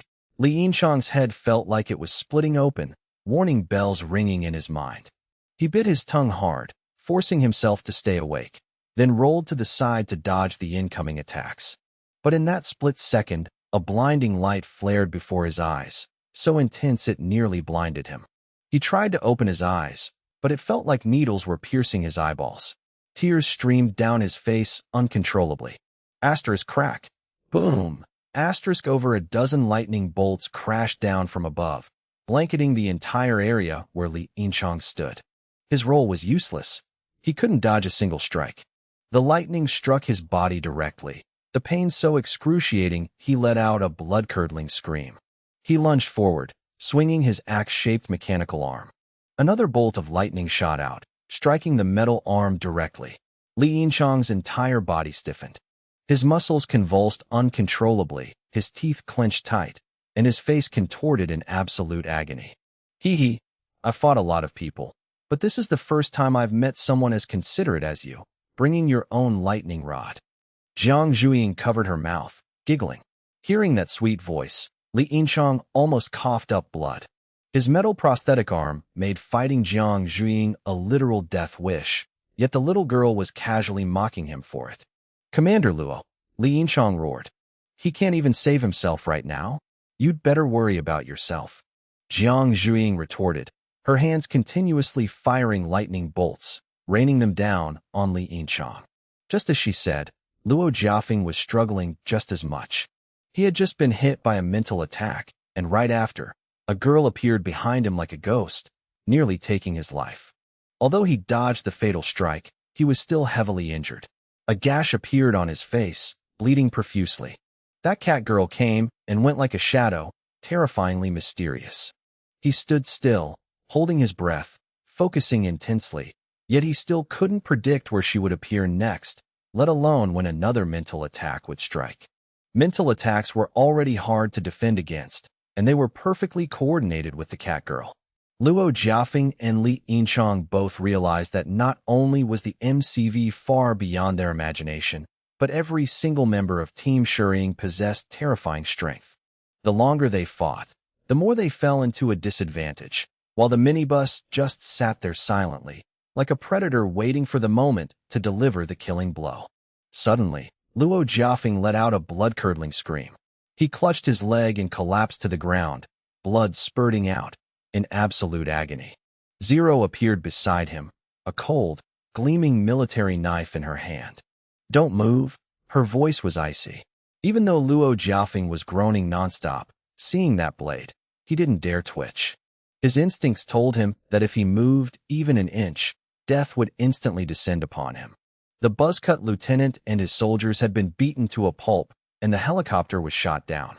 Their morale completely shattered. They turned and fled in panic.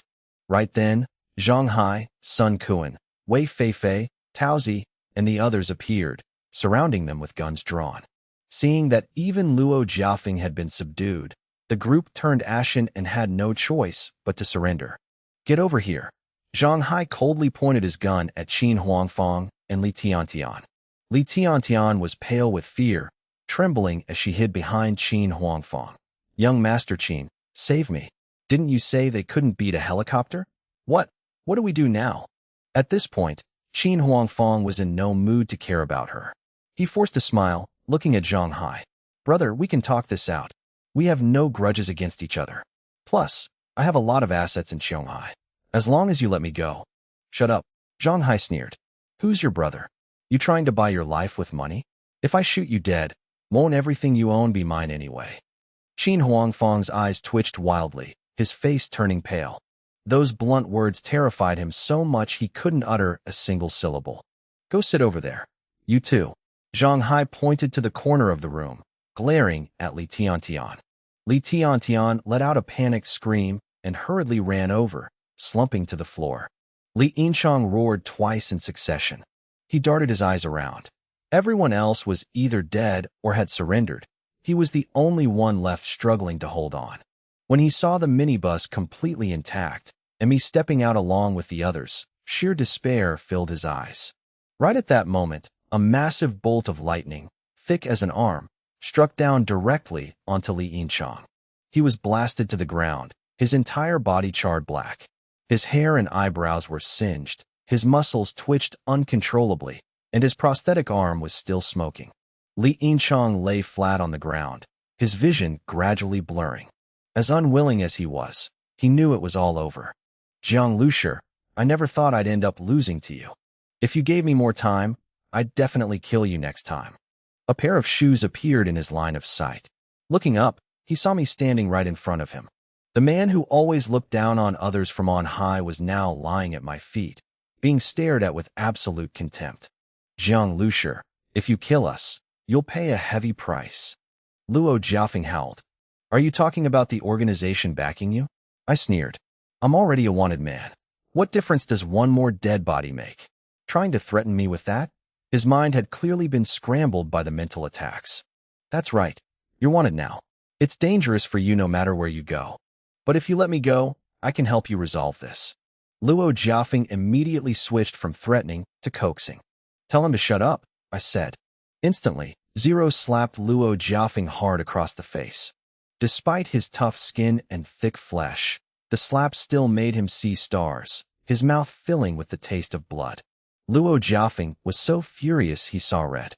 The dignified Commander Luo, slapped by a little girl in front of everyone. It was an unbearable humiliation. "If Brother Jiang tells you not to speak, you'd better keep your mouth shut. Say one more word, and I'll give you another slap," Zero said calmly. "Just kill me." Luo Jiafeng craned his neck, his voice stiff with defiance. "Yeah, right," Zero sneered, ignoring him. With Zero standing there, Luo Jiafeng wouldn't even have the chance to commit suicide if he tried. I turned to look at Li Yinchang. "Weren't you the war god of the Heiyuan safety zone? How did you end up as a lapdog for that organization?" Li Yinchang glared at me with pure hatred. "Don't make me waste my breath." I smiled. "I have a doctor on my bus, and someone who's very good at torture. We can take our time chatting." Li Yinchang replied coldly. "What do you want to know? If you want to know why I joined them, I'll tell you. When I lost my arm, infected people and mutant nests started appearing in the Heiyuan safety zone.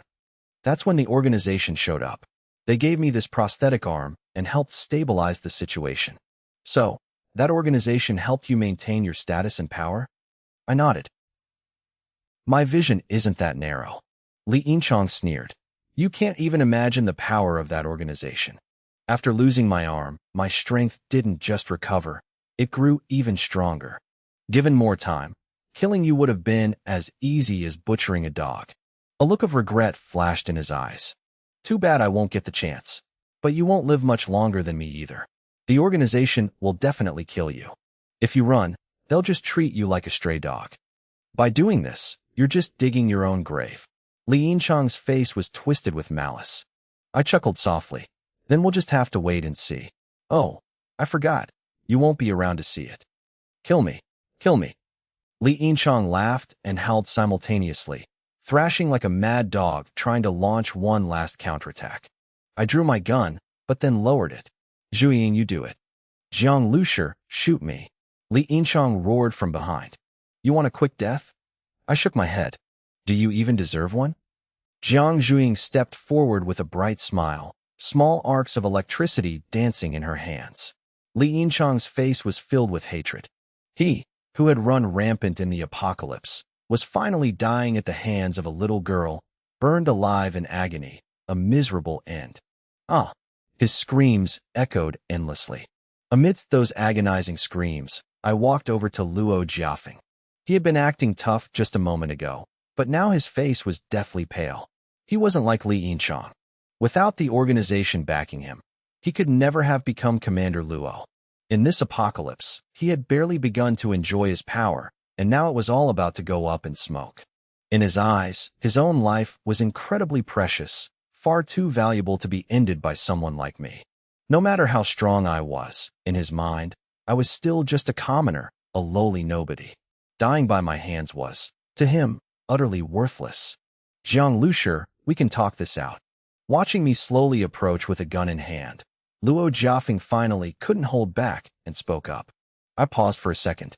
I hadn't even said anything yet, and he was already opening his mouth. How cooperative. What do you want? Mutant meat? Mutant nuclei? Or military weapons? Luo Jiafeng assumed I was a desperate outlaw, and outlaws could never resist such wealth. Sure enough, he saw a flicker of interest in my eyes. I rubbed my chin, looking at him like a fat pig on a roasting spit, and said, Right, the commander of Qionghai City must be pretty loaded, huh? He forced a smile, claiming he still had some savings. My gaze made his heart clench. He knew I was blatantly robbing him, yet he still had to admit he had money. It was humiliating to the extreme, but he had no other choice. Keeping his head attached to his neck was what mattered most. One wrong move, and he'd end up just like Li Yinchang, lying dead on the ground. As I pointed the gun at his head, he practically dropped to his knees. His heart was filled with humiliation, wishing he could tear me to pieces, but he had to endure it, because he needed to live. He thought to himself, as long as he survived, losing all his wealth would be worth it. Besides, he had just received intel about a certain weapon. If he could get his hands on it, his power would skyrocket. When that time came, he swore he would turn me into a cripple. He'd torture me for 10 days and 10 nights before finally letting me die in agony. For now, he could only rely on Qionghai City and the tens of thousands of soldiers and heavy weapons in the base to keep him alive.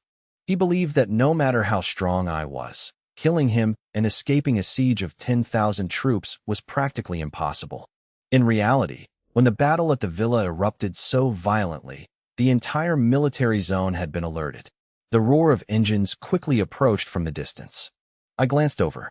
More than a dozen heavily armed military SUVs were rumbling toward us.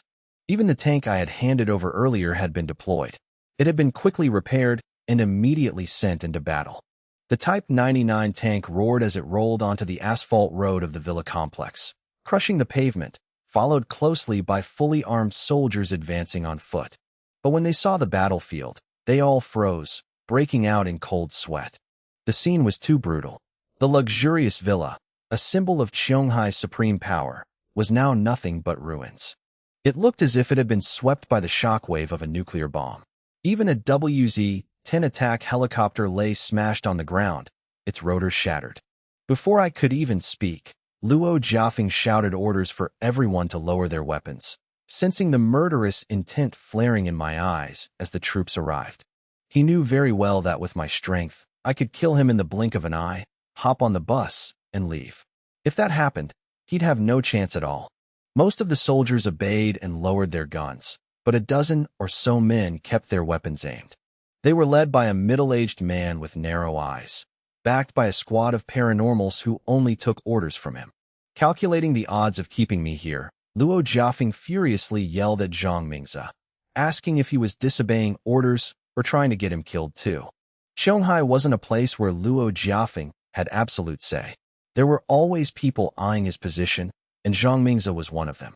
He wasn't a soldier, but the leader of a powerful paranormal squad and one of the original founders of Shanghai, which was why he held status in the military zone. His illicit background and ruthless ambition made him see this as a golden opportunity, like a wolf spotting meat. He wanted to use this chance to replace Luo Jiafeng, become the new overlord of Shanghai, and officially join that mysterious organization. He claimed that keeping their guns raised was to protect Commander Luo's safety, arguing that if they all surrendered, his life would be entirely in my hands. But to join that organization, Zhang Mingze needed to prove his worth. And the fastest way was to kill me. If he succeeded, the organization wouldn't care about Luo Jiafeng's death. Even knowing I was extremely dangerous, with 12,000 soldiers outside and all sorts of heavy weapons like grenade launchers, artillery, tanks, even if it meant destroying half of Shanghai City, he didn't believe he couldn't wipe me out. Brothers, the time for glory has come. Zhang Mingze was a sound-type paranormal. He could manipulate sound waves, transmitting them directly into his target's ears without any third-party hearing. He secretly issued an order. I'll count to 3, then use a sonic attack as the signal. When I do, attack immediately. Kill Luo Jiafeng while you're at it. Once he's dead, the army will fall into chaos. My people in the military will lead the all-out assault, and Zhang Liusher's crew will be ground to dust. Zhang Mingze could use ultrasonic waves to attack. Within 100 meters, high-intensity ultrasound was enough to instantly shatter a person's will. Plus, it was completely inaudible, a true silent kill. At the same time, he had already positioned snipers, and a few had just secured their vantage points. His subordinates couldn't transmit sound, so they simply tapped their thumbs against their rifle stocks as a signal, a tiny movement, but enough for Zhang Mingze to hear. Most of these men had followed him for a long time. They were all desperate outlaws with sky-high ambitions. The countdown began. 3, 2. Just as he reached the halfway mark, Zhang Mingze suddenly felt a piercing pain in his head, like needles stabbing into his brain, followed by a blinding flash of blue electricity filling his vision. Simultaneously, the dozen paranormals behind him suffered the same fate, their bodies paralyzed, weapons nearly slipping from their grasp. In that split second, they were hit by Ren Shiyu's mental piercing attack, immediately followed by Jiang Zhuiying's lightning strike. Even though Ren Shiyu bore immense pressure attacking the minds of over a dozen people at once, just making them lose focus for a fraction of a second was enough. Because for Jiang Zhuiying, that was more than plenty. Under perfect coordination through Ren Shiyu's mental link, the two acted seamlessly, without a single gap. Terrifying arcs of electricity wove into a net, enveloping the entire squad of paranormals and instantly incapacitating them. Right after, 2 figures, one black, one white, darted out from beside me. It was Ing and Zero. Their speed was so fast they looked like hunting cats, appearing amidst the paranormals in the blink of an eye.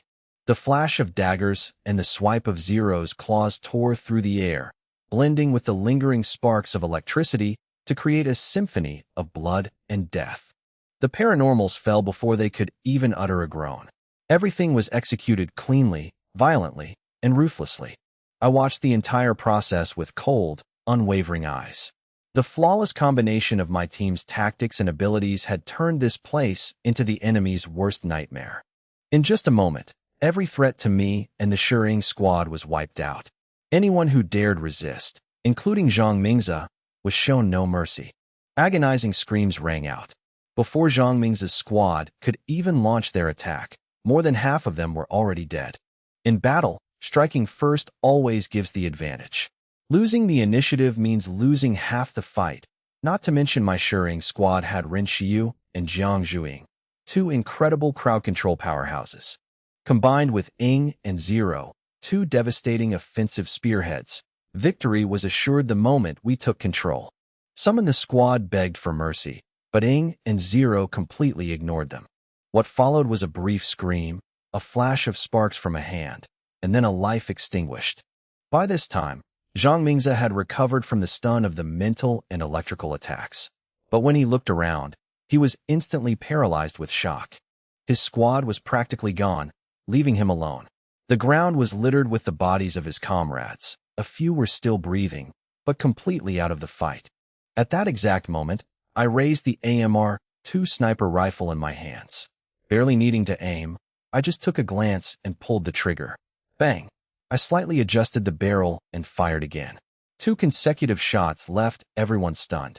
It wasn't until they saw blood splattering on the roofs of 2 villas nearly 100 meters away that they realized what happened. On one roof, a man holding a rifle had his chest blown open, dropping like a sack before he could even scream. On the other roof, a spreading pool of blood indicated another dead man. His body just hasn't fallen yet. Those were the 2 snipers. A chill ran down the crowd's spines. They realized I wasn't firing blindly. I had precisely killed 2 extremely well-hidden snipers, and I barely even aimed. That level of observation and marksmanship was enough to make anyone abandon the thought of assassinating me. By now, Zhang Mingze's face was drained of all color. Those 2 snipers were his final trump cards. He knew I was strong, and his biggest hope of dealing with me lay in the tens of thousands of soldiers behind him. A force that a single paranormal squad could never face head-on. But he never expected that before he could even create a favorable situation to mobilize the army, his own men would be wiped out.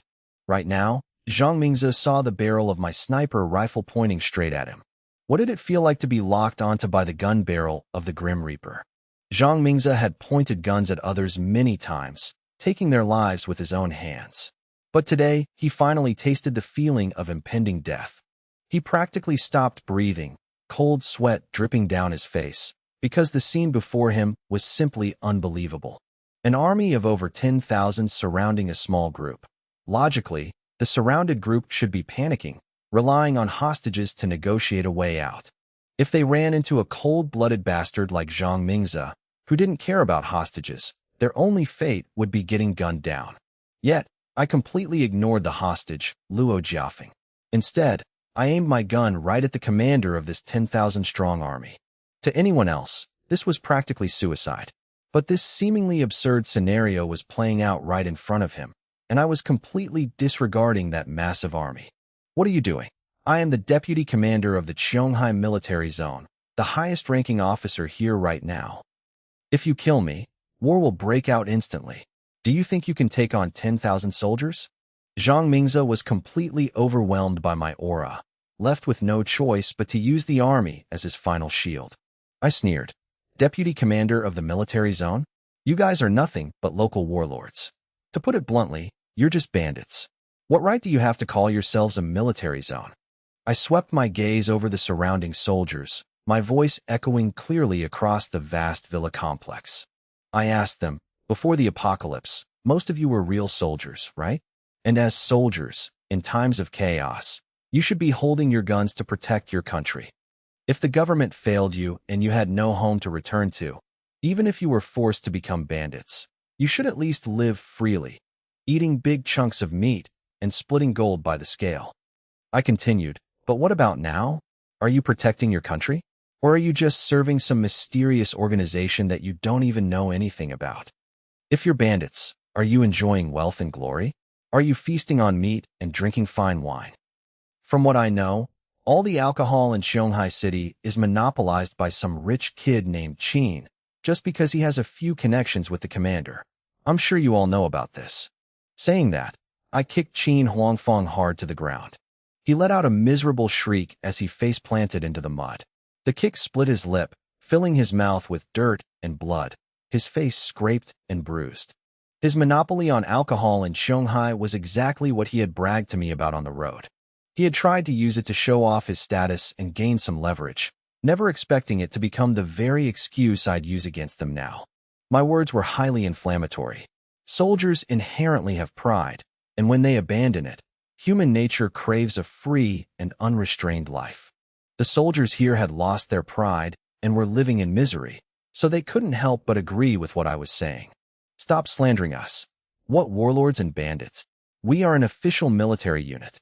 We even have the Storm Brigade, the strongest force in the Jiangnan region. You say the organization behind us is a warlord, but who is the government? Where are they? Our organization is the future government. Zhang Mingzi seized a loophole in my words and immediately fired back. I looked at him like he was an idiot, then casually pulled a piece of paper from my pocket. Speaking of the Storm Brigade, I almost forgot. Commander Wu asked me to deliver a resignation letter to the military zone. Long story short, the Storm Brigade doesn't want to play bandit with you guys anymore. They want to be real soldiers. I unfolded the letter and explained. Technically, it should be a discharge paper, but Commander Wu doesn't consider himself discharged. He's still a soldier. He just doesn't want to work for you anymore. It was merely an employment relationship, which is why he wrote a resignation letter. With the letter right in my hand, everything seemed crystal clear. Plus, the Storm Brigade had left Shanghai a long time ago and hadn't returned. The soldiers murmured among themselves. Some whispered that Commander Wu had left. Did that mean the Storm Brigade no longer belonged to Shanghai? In truth, Zhang Mingzi wasn't a soldier before the apocalypse, so he didn't have much prestige in the army. On the other hand, Commander Wu used to be an instructor at the Armored Forces Academy and a high-ranking officer, naturally earning the soldiers' respect. The Storm Brigade was the core force and the pride of Shanghai, so hearing that he had left inevitably made them feel a sense of loss. I continued, I'm not saying all this today because I'm afraid of being surrounded by you. An army of 10,000 is indeed powerful, but I have my bus. Even when I was pursued by the Storm Brigade, I still managed to get away. Commander Wu and I became friends after fighting. If I face your 10,000 troops head-on, I might not be able to wipe you all out, but breaking through the siege wouldn't be a problem. I just don't want your blood to be spilled for nothing. These words plunged the surrounding soldiers into silence. Zhang Mingzi clearly felt the atmosphere shifting, and his heart began to tremble. Before he could even speak, a voice rang out from the ranks. He's right. We are soldiers, not tools for them to use. If we have to bleed, it shouldn't be for something like this. Commander Wu has left, so what are we even staying here for? Zhang Mingzi turned his head. The one who spoke was just an ordinary officer, but soon after, more and more officers began stepping forward. Seeing this, Zhang Mingzi gritted his teeth so hard they nearly shattered. He hadn't expected me to be this well prepared. If this continued, he would be completely finished. Bullshit! Zhang Mingzi suddenly roared, pointing straight at me. He yelled that everyone was taking a salary from the Shanghai military. He claimed he had never mistreated anyone, asking if they had forgotten the citizens of Shanghai who were still waiting to be protected. Today, just because of some paranormal squad captain, a wanted criminal at that, you want to betray us after a few words? He screamed that I just wanted to seize Shanghai for myself, asking if they were worthy of the national emblem on their heads. Before he could finish, a sudden gunshot rang out. Zhang Mingzi's eyes widened, his mouth agape as he stared at me and my smoking gun, unable to believe I had actually pulled the trigger. His body crashed heavily to the ground. Witnessing this, Luo Jiafeng felt no joy, only a chill down his spine. He realized I wasn't just ruthless, but also incredibly calculating. Anyone who dared to kill someone right in the middle of a command center must have the absolute confidence to retreat safely. That kind of person was truly terrifying. By now, Luo Jiafeng had lost all will to resist. His only thought was how to keep his life. But he also knew I was keeping him alive because he still had value. I glanced at Zhang Mingzi's corpse, then looked straight at the 10,000-strong army, declaring loudly that I had no interest in Shanghai City. A small base like this wasn't worth my time. If I wanted to be an overlord, I wouldn't limit myself to this place. Not to mention, this place was too complicated, with all sorts of deeply rooted factions. I continued, saying that whether they wanted to stay in Shanghai and govern themselves or find another place to seek refuge, I had no objections. Some soldiers and officers clearly looked hesitant. They didn't want to be used, but they also couldn't bear to leave Shanghai, the place they had built and protected for so long. Honestly, if I wanted to stay, they wouldn't have objected, but I had made it clear I wasn't interested. Meanwhile, many others wanted to leave and find a real military zone. After all, even the Storm Brigade had left. They couldn't keep lying to themselves. An officer asked where they should go. I replied that the Jiangning Safety Zone or the Xingqing base were both fine. Heiyuan was still stable when I was there. But Li Yinchang had been roped in by that mysterious organization, and it was unclear who else had been infiltrated. Where they went was up to them. I turned to Luo Jiafeng, bringing up his earlier claim about having some wealth stashed away, and told him to show me. In his eyes, my smile was no different from a demon's. Sun Kuan immediately hoisted him up. The once majestic commander was now being dragged around by a survivor like a dead dog. Zhang Hai couldn't wait any longer. He ran over to the tank, caressing it like a lover.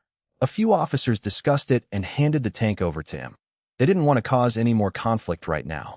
A tank was valuable, but they could afford to let one go. The minibus led the way, with the tank rumbling closely behind.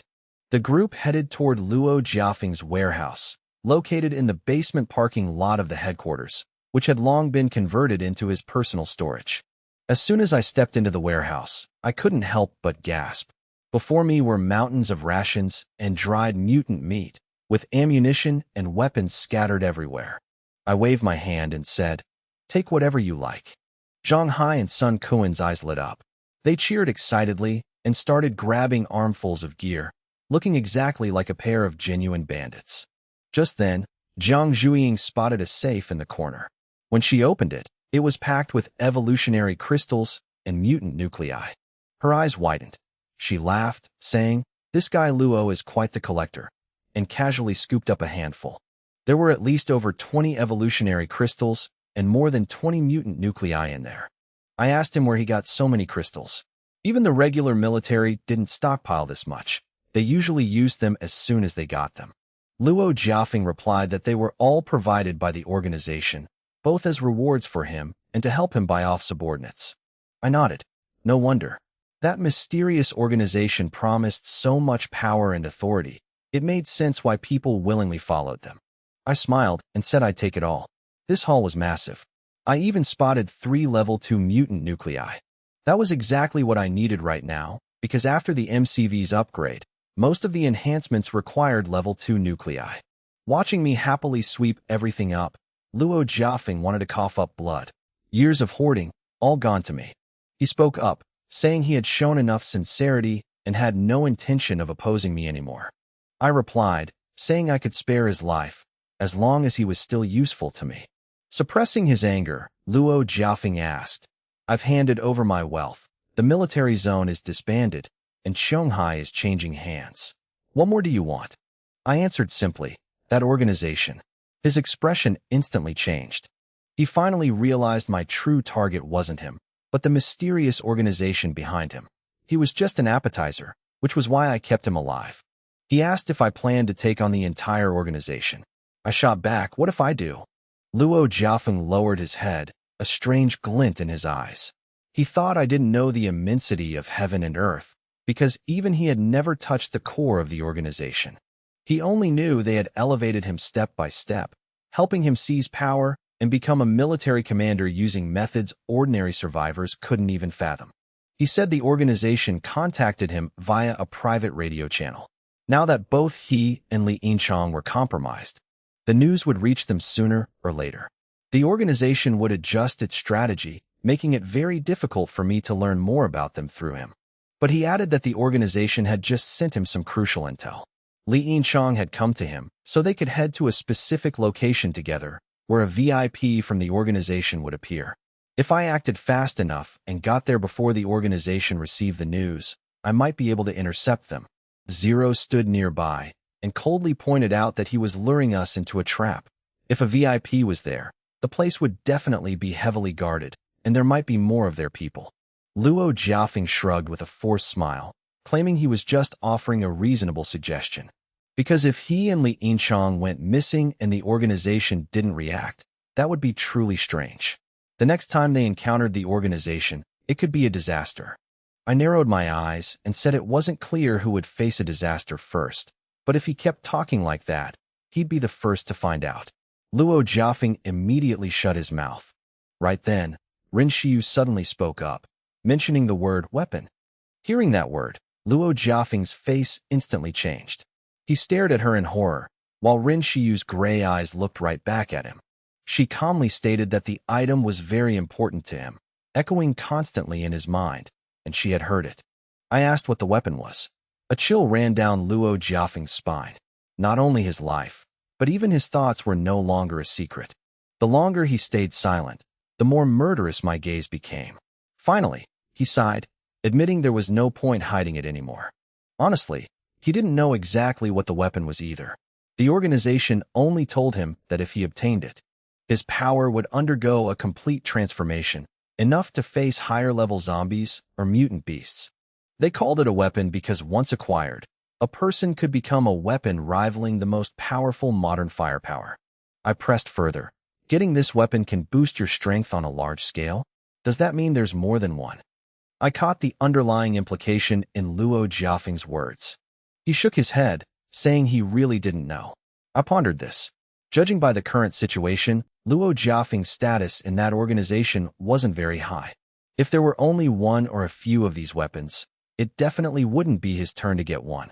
It was highly likely these weapons existed in large numbers, enough to be distributed to proxies like him to wield power. The word weapon made me think of the star seed. It was the star seed that had brought about my massive transformation.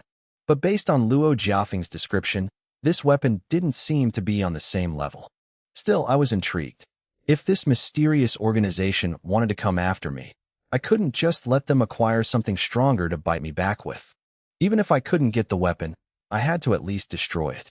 Where are the coordinates? I asked. Luo Jiafeng said he could give me the location, but I had to promise to let him go. I thought for a moment, then nodded. I can let you go, but you have to lead us there first. Otherwise, who's to say you won't turn around and report us the moment I release you, setting a trap for me? His face looked awful. He clearly didn't want to lead the way, but my gaze made it clear he had no room to bargain.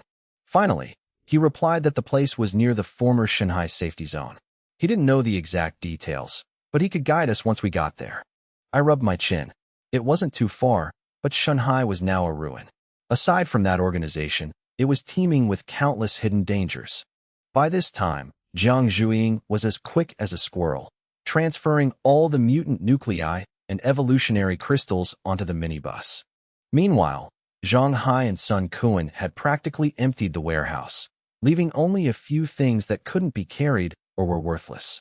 Sun Kuan smiled brightly, saying this guy Luo was loaded, and that stash was enough to feed them for a month, completely ignoring Luo Jiafeng standing right next to him.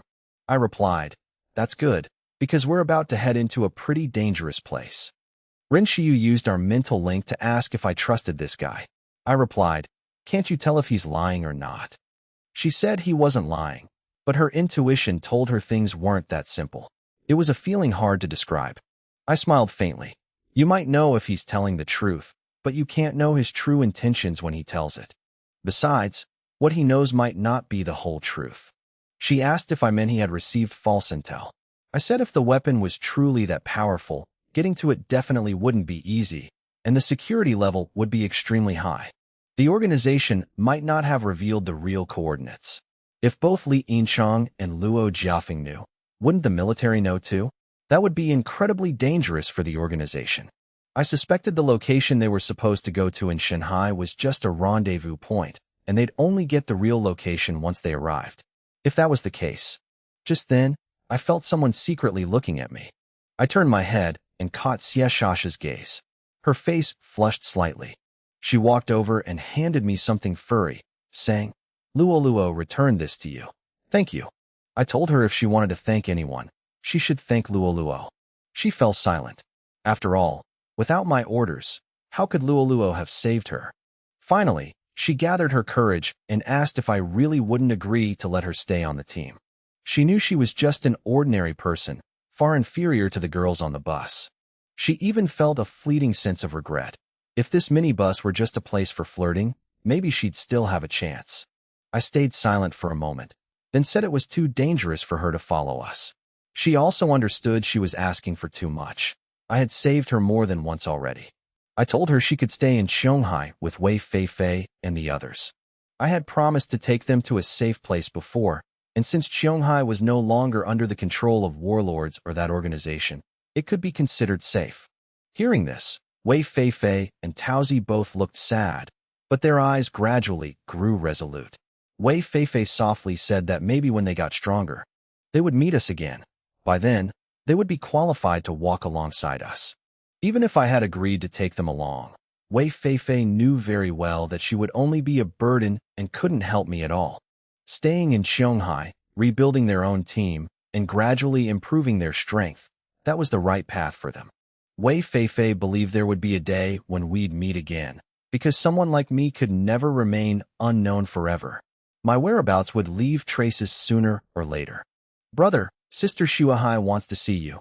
Jiang Zhuiying poked her head out of the bus window and called out to me. I walked into the bedroom on the bus.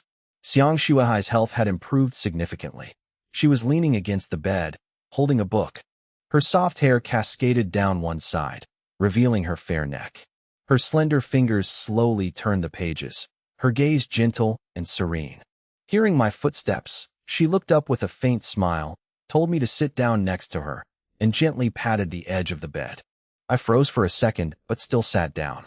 A faint fragrance immediately filled my nose.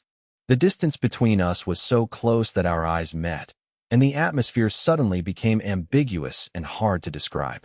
Xiang Shuahai thanked me, her voice soft, saying she would have died long ago if it weren't for me, and blamed herself for causing me so much trouble.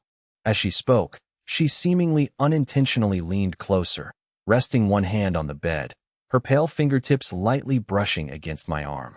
I coughed a few times, feeling a surge of awkwardness, and instinctively shifted away.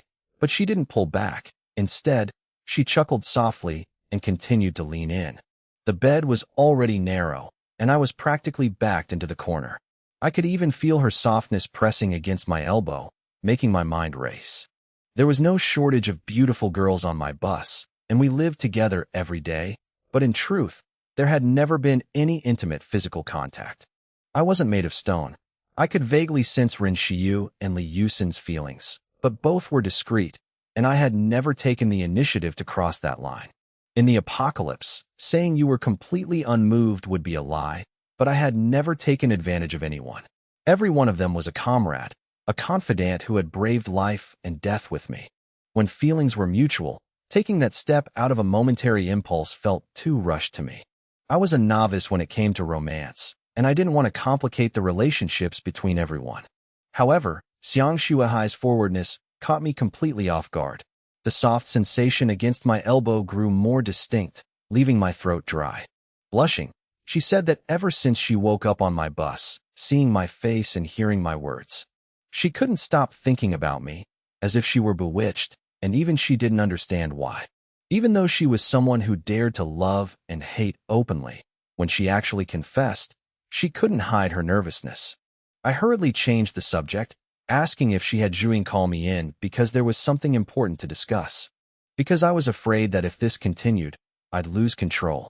And even if I managed to hold back, I wouldn't be getting any sleep tonight. My sister was still outside. If I did something inappropriate right now, where would my dignity as an older brother go? Besides, comparatively speaking, my feelings for Xiang Shuahai still couldn't match what I felt for Rin Xiyu and the others. How could I act so recklessly just because she took the initiative? Actually, I had no idea that right at this moment, outside the room, Rin Xiyu had seen almost everything that was happening inside. Rin Xiyu could see mental energy clusters, and for some unknown reason, she had accidentally eavesdropped on my meeting with Xiang Shuahai.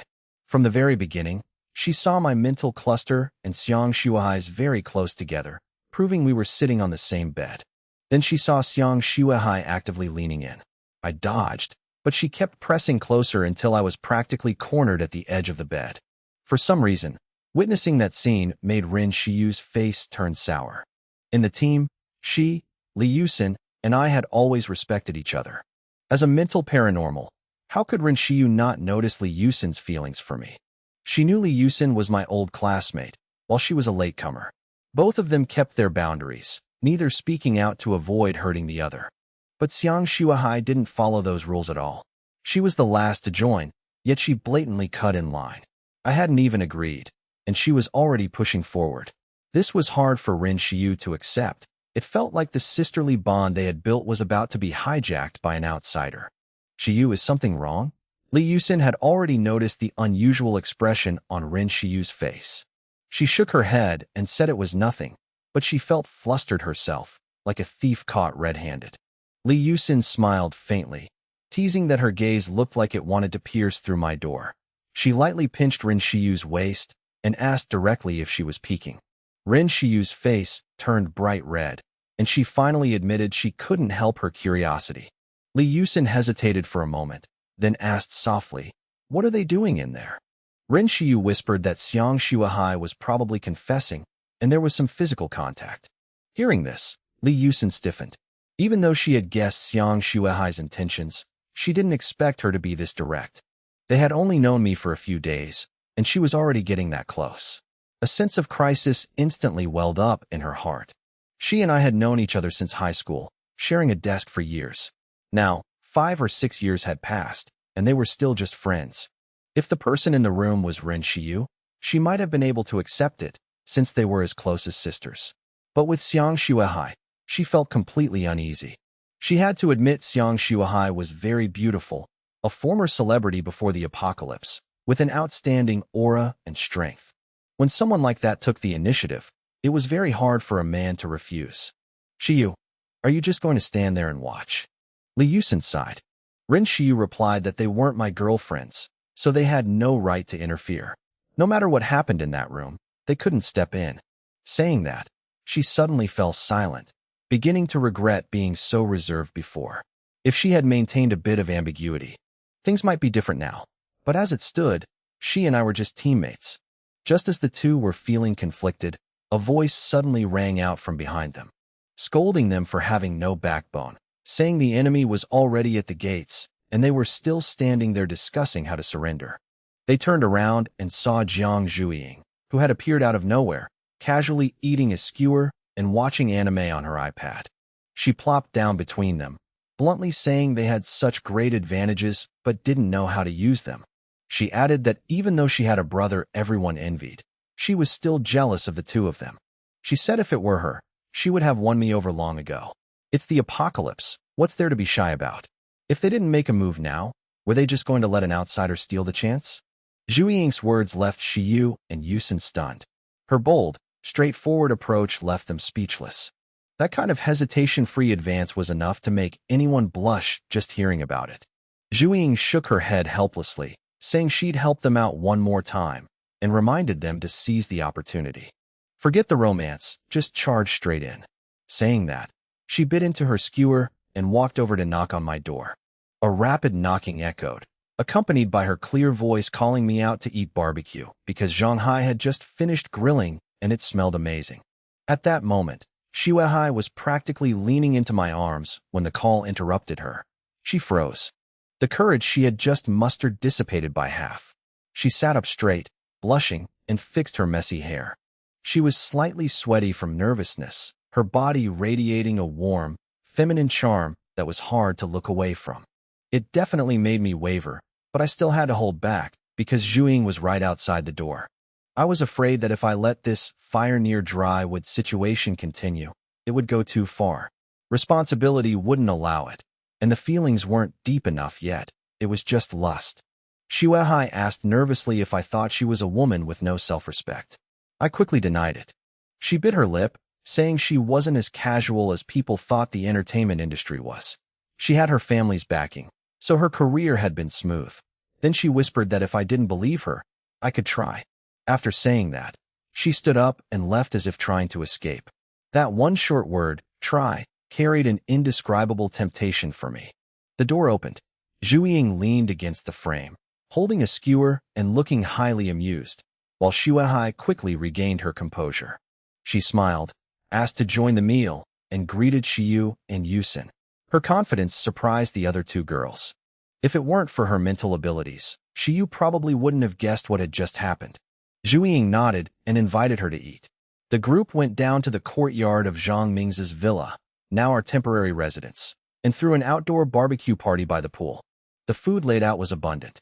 Besides Zhang Hai, Zero, and Ing were also standing by the grill, silently focusing on the skewers. Zhu Ying ate and praised the food. I glared at her, reminding her she'd only appreciate it if she made it herself. She stuck her tongue out playfully and ran off, winking and telling me to settle my romantic debts first. It made me blush. Thankfully, I had held back earlier. When I turned around, I saw Shuahai coming down with Shiyu and Yusin. Looking at her, I still felt a bit awkward. Everyone's down?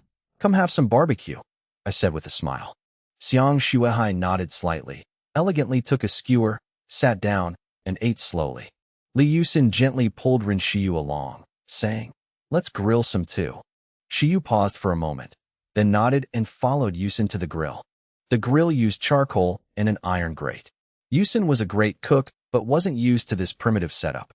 Shiyu was even more unfamiliar with it, having never touched a kitchen since childhood. Yet, both of them were incredibly focused.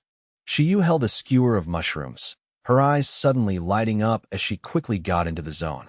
Every tiny change during the grilling process was under her control. She calmly brushed on oil and sprinkled spices, her movements neat and beautiful. She even used her mental abilities to keep the fire steady.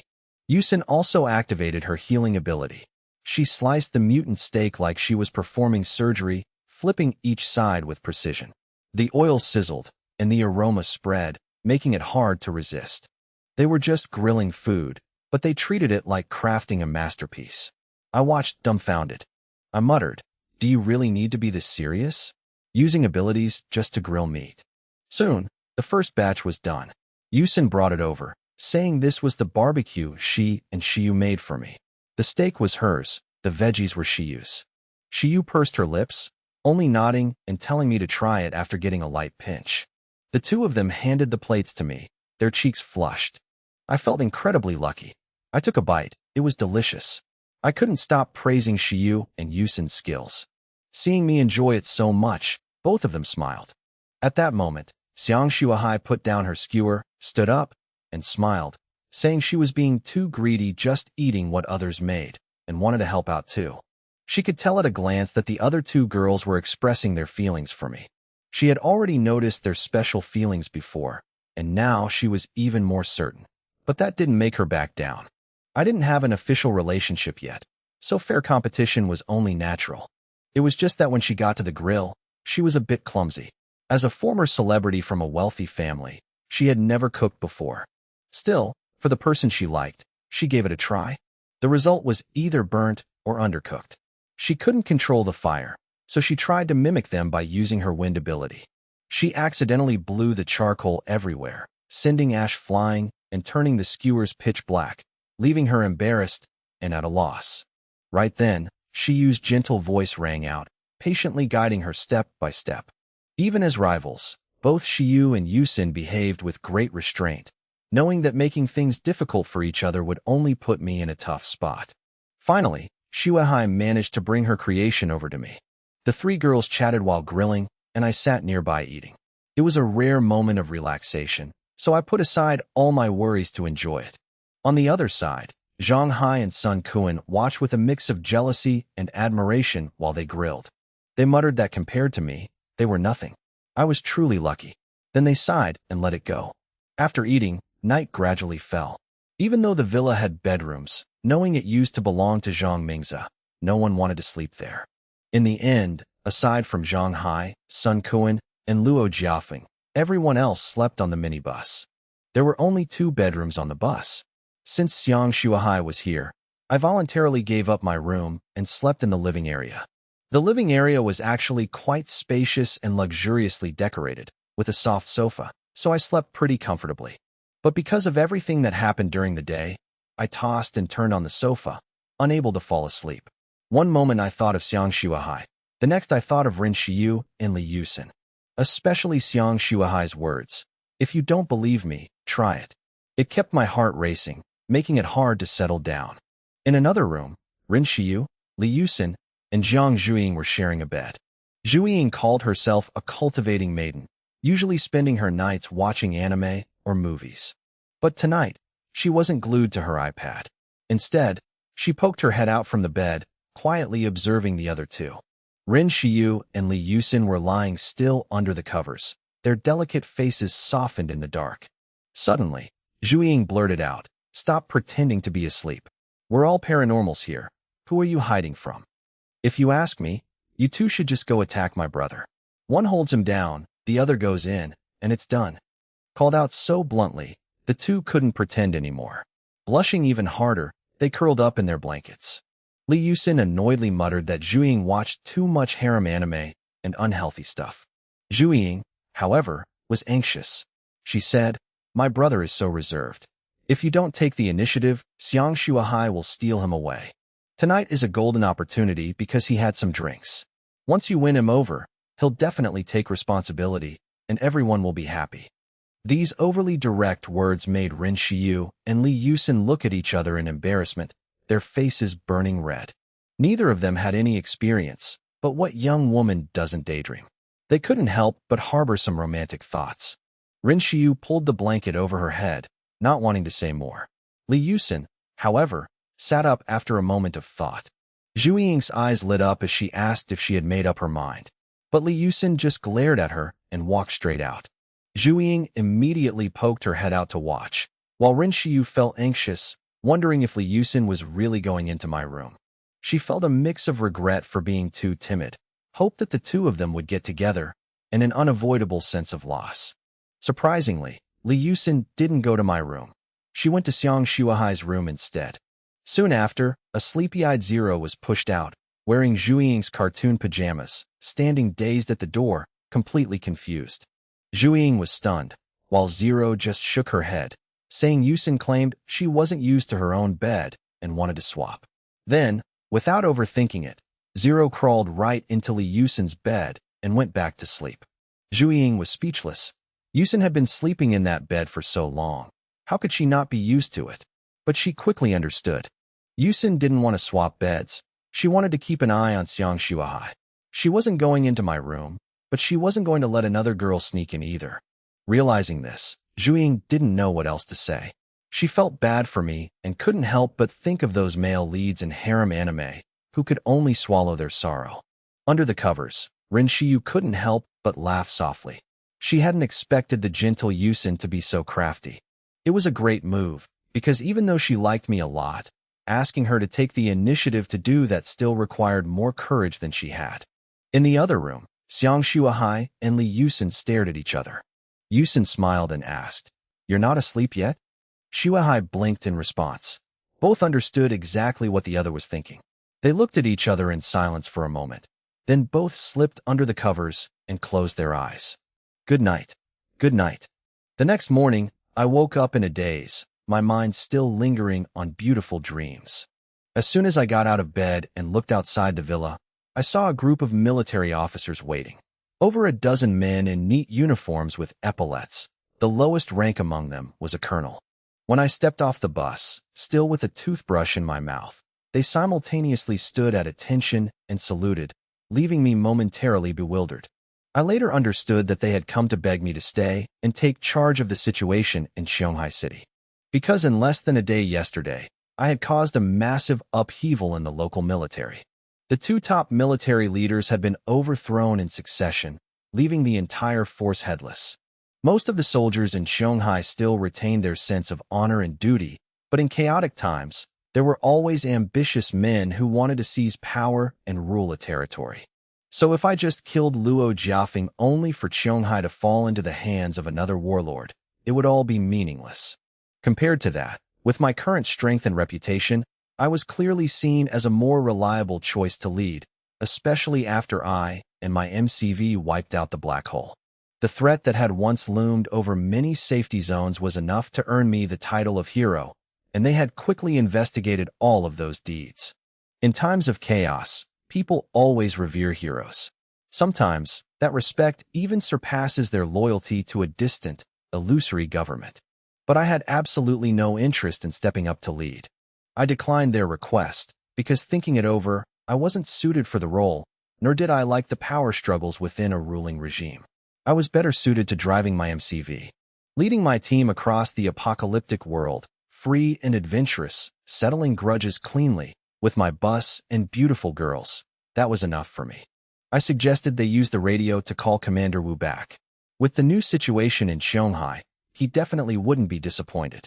Besides, Commander Wu, the leader of the Storm Armored Brigade, was a man of real authority here. His strength, reputation, and character were all sufficient to shoulder the burden of this city. After that, I told Taozi, Xie Shasha, and Wei Feifei to stay in Shanghai. With Commander Wu around, the place would remain safe. He would take care of them, so I wouldn't have to worry anymore. Though Xie Shasha was disappointed, she accepted it. She understood that in this chaotic world, I stood at a height far beyond her reach. That evening, as the storm-armored brigade appeared in the distance, Wei Feifei stood on the city wall, quietly watching my minibus leave Shanghai, towing a Type 99 tank. The two convoys met outside the city. I jumped onto the tank's turret, patted Commander Wu on the shoulder, and said goodbye. One man carried the fate of a city, while the other was a wanderer in the apocalypse. Between us, there was only mutual respect. Under the setting sun that stretched our shadows, with red clouds blanketing the sky, the metal turret gleamed silently like an eternal frame. 3 days later, the convoy entered Subei. My ultimate destination was the Shanghai safety zone. But to get there from Shanghai, we had to pass through Subei. Plus, since Xiang Shuahai was on board, I figured I'd drop everyone off at her hometown along the way. Luo Jiafeng was tied securely to the tank driven by Zhang Hai and Sun Kuan, followed by an off-road vehicle from Subei. The convoy drove along the desolate highway. On both sides, there were only mutant beasts and zombies. Not a single human could be seen. It had been nearly a year since the apocalypse began. In peacetime, people complained that time flew by, but in the apocalypse, a year felt as long as a century. A peaceful life with plenty of food was now just a memory of a paradise found only in novels. As the vehicle drew closer, Xiang Shuahai spoke up, saying the city ahead was Zizhong, an area that once had infected people. Even though she and I had shared a moment of intimacy, Shuahai maintained her composure afterward, always smiling gently and taking care of her appearance like a woman wanting to look beautiful for the man she loved. But when it came to important matters, she immediately regained her demeanor as a paranormal squad captain. She displayed clear leadership skills. Subei was her hometown. Even though it was in ruins, her emotional attachment was still deep. She didn't want the last survivors here to be wiped out by the plague. Not long after, I saw a rusted sign that read, Zizhong, 20 kilometers. It had been knocked askew by a crashed car, the part touching the ground caked in dried blood that looked like hard mud. Rin Xiu frowned, noting that the number of zombies here was significantly lower.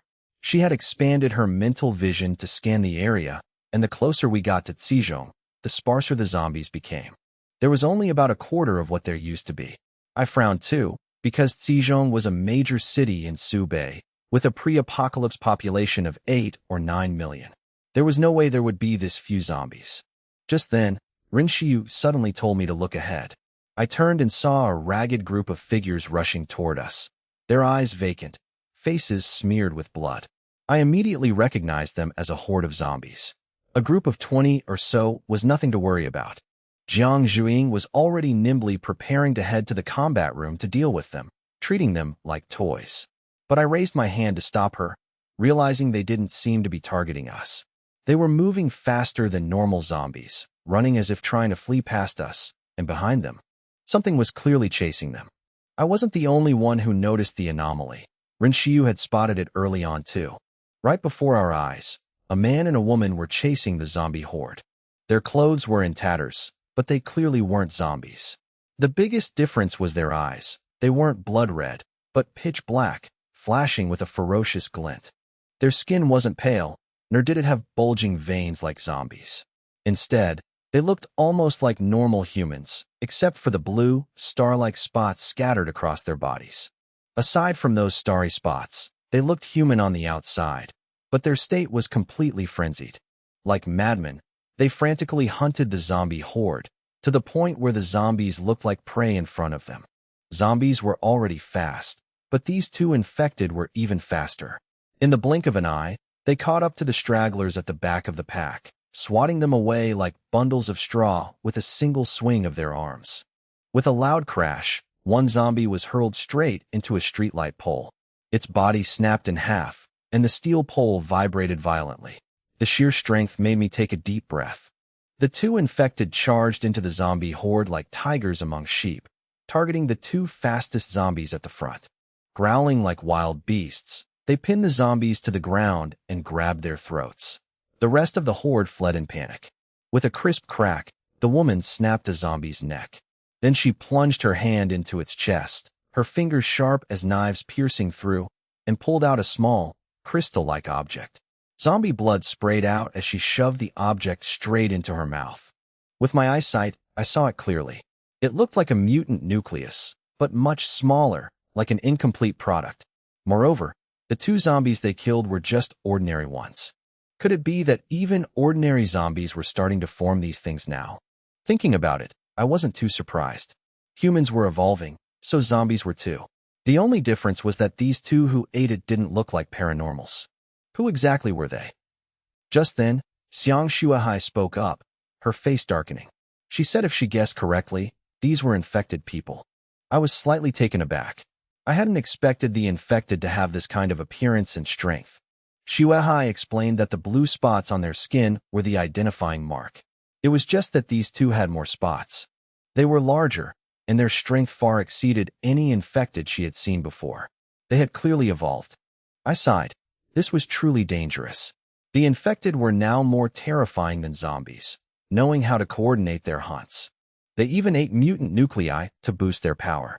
After all, human evolution also relied on mutant nuclei, the only difference being that these people had lost their minds. While I was deep in thought, the two infected, after swallowing the objects, looked incredibly ecstatic. Drowning in the euphoria brought by the surge of power, they growled in excitement, their bodies heating up, skin turning red, and eyes filling with bloodshot veins. Right after, a scene that left the whole team dumbfounded unfolded. The two infected embraced each other. Then the man pulled down his pants and threw himself at the woman, moving frantically in broad daylight, acting no different from mindless wild beasts. On the bus, the girls blushed and turned away. No one dared to keep watching. I said this felt exactly like drug addicts getting high. That nucleus was basically a stimulant, and their subsequent behavior was just a way to vent the rush. Just like the news reports I'd heard before the apocalypse about crystal meth, a substance that had ruined countless lives. Just as I finished speaking, the two infected finished as well. I casually joked, that was fast, but right at that moment, the infected man raised his head, his pitch-black eyes staring straight at me. He seemed to have snapped out of it and noticed the minibus. He let out a piercing shriek. The man roared fiercely, standing facing me from over 100 meters away. I immediately noticed that although his eyes were black, it wasn't a human kind of black. He had diamond-shaped pupils, exactly like a snake's. In the very next instant, both infected charged toward the minibus simultaneously. When they were about 10 meters away, a blue electrical net suddenly materialized, crackling with continuous shocks. The two bodies slammed into the net, engulfed by the electric current, their flesh scorching into charcoal. Despite that, they still struggled madly, trying to take a few more steps before finally collapsing to the ground. Zhuiying retracted the electrical net, but the two bodies continued to twitch uncontrollably. It was clear their endurance far surpassed that of ordinary zombies. If they were regular zombies, that 100,000-volt shock would have turned them to ash long ago. I grabbed my AMR, too, opened the bus door, and jumped down. By now, the two infected had gradually stopped breathing. When they completely stilled, the blue spots on their skin began to fade and disappear, their skin slowly returning to look exactly like a normal human's. Shuahai immediately warned me to be careful of the infection and not to get too close. I nodded, a sense of unease rising in my heart. Because this plague was too mysterious. It was unclear if it only existed in Subei or if it had already spread elsewhere.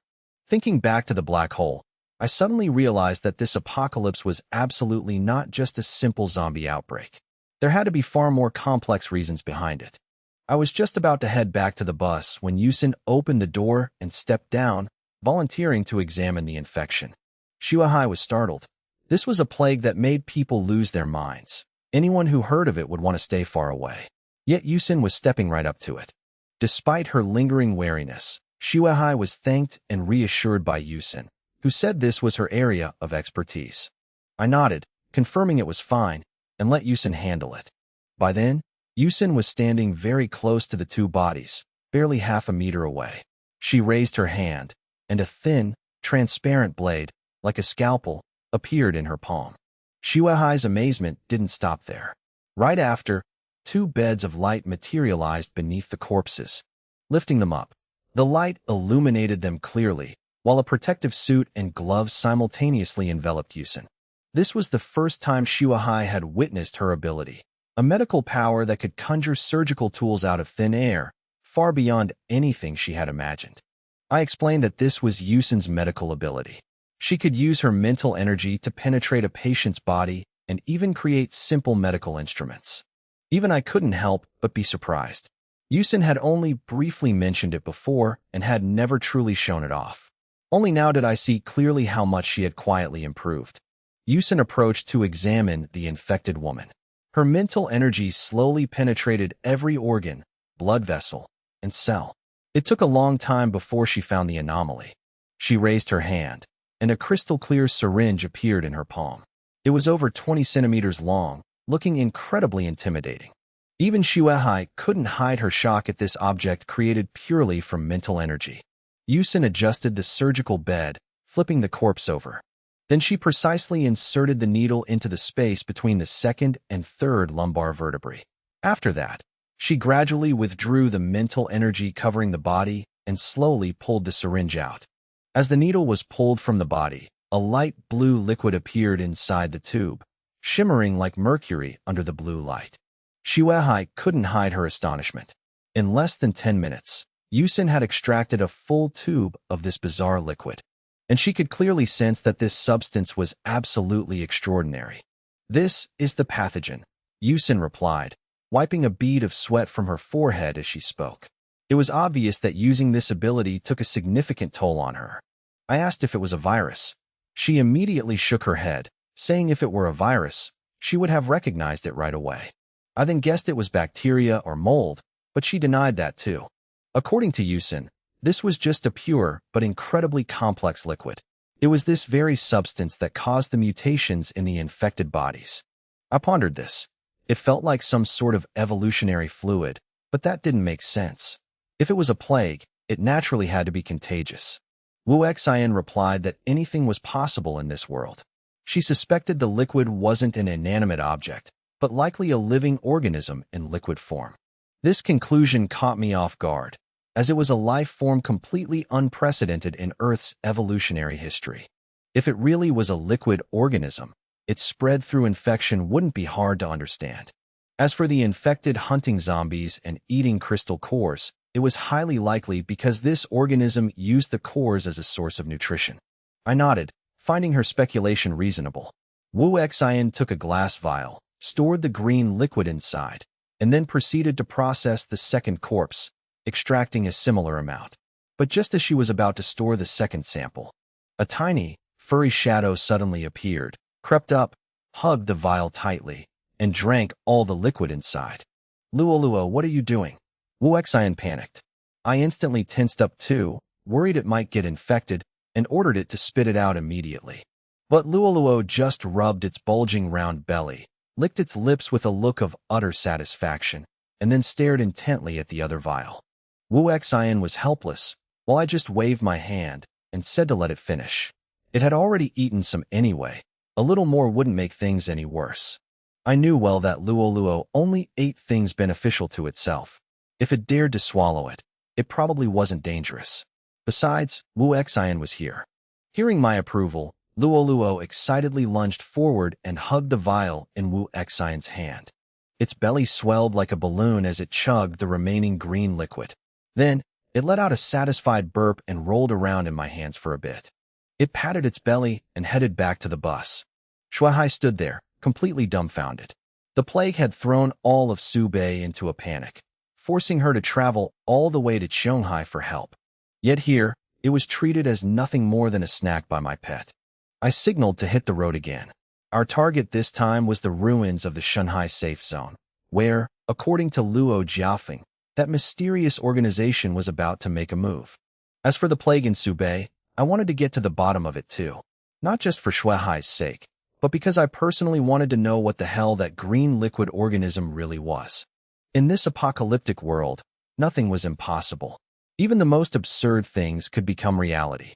And if that pathogen spread across the entire world, I had to find its weakness to prepare a countermeasure. With the bus and my current strength, the apocalypse hadn't reached its absolute worst yet. But if things continued to spiral out of control, nobody knew where the future was heading. I didn't want to see this world plunge into even more chaos. As for Luo, it was still unclear how it would change after swallowing those 2 portions of green liquid. But with so many people on the bus keeping an eye on it, I figured there wasn't much to worry about.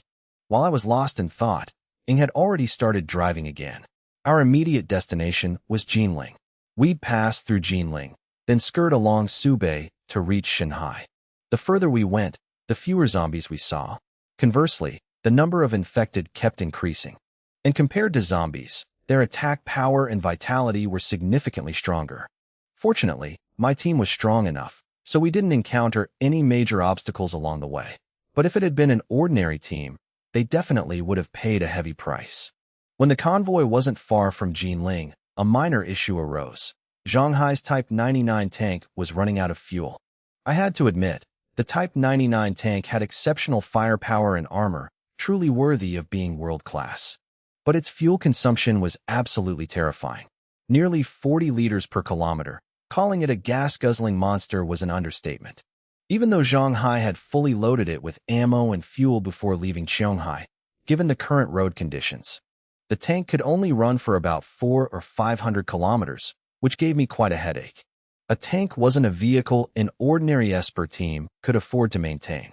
The cost of fuel and ammunition was simply too high. Meanwhile, although my bus had a massive fuel tank, I had only ever stockpiled gasoline. The tank, however, ran on diesel. Plus, ever since I started using HQ energy, I hadn't paid much attention to scavenging for fuel anymore. I decided we should just head into Jinling first, hoping there might be a gas station along the way that hadn't been completely looted yet. Though I didn't hold out much hope. With the apocalypse having lasted this long, fuel had become an incredibly scarce resource. Zhonghai agreed. Deep down, he was becoming more and more aware of just how terrifying my bus really was. Whether for combat or daily living, it required no fuel, serving as both a weapon and a mobile home. Compared to his flashy but cramped tank, it was like night and day. Zhuiying looked ahead, sighing that after all the twists and turns, she had finally returned to Jinling, the place where she used to study, and the very place I had risked my life to find her after the apocalypse broke out. Jinling used to be the most prosperous city in the province, but now, nobody knew just how bad things had gotten. The main road into the city had long been abandoned, littered with scrapped cars. But the surviving Espers had cleared a small path leading inside, and Shuehai knew this route well. She pointed out that about 10 kilometers further ahead was a survivor settlement. Before leaving Subei, she had planned to relocate her people to Jinling and had sent scouts ahead. She just hadn't expected the situation here to be this bad too.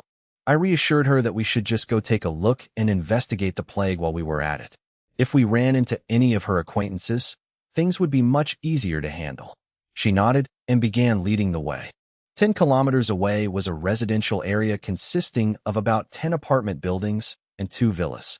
It used to be a normal complex, but now the greenery had been torn up to plant vegetables. The perimeter was hastily barricaded with old cars and scrap, turning the whole area into a camouflage junkyard to hide any signs of life. After the apocalypse, there were safe zones and base cities protected by the military everywhere. But there were also many makeshift places like this. Not safe zones, let alone bases, just fragile shelters. And right now, in a dark room inside that residential area, a few people were huddled together in despair, waiting for something they themselves didn't know would be hope or disaster. In this apocalyptic world, death was always close at hand, and surviving wasn't necessarily a blessing. I had heard that just a few days ago, a frail girl had committed suicide. She was so weak she couldn't even leave her bed. She just lay there, tied a rope to 2 bricks, and strangled herself to death. That girl was Helu's best friend. Witnessing her death brought Helu immense pain, but she quickly suppressed it, knowing that she would likely follow the same path soon enough. Since the apocalypse broke out, Helu had barely ever left this camp. At first, the camp relied on a few espers to barely scrape by. Powerless people like Hellu took care of the laundry, cooking, and farming.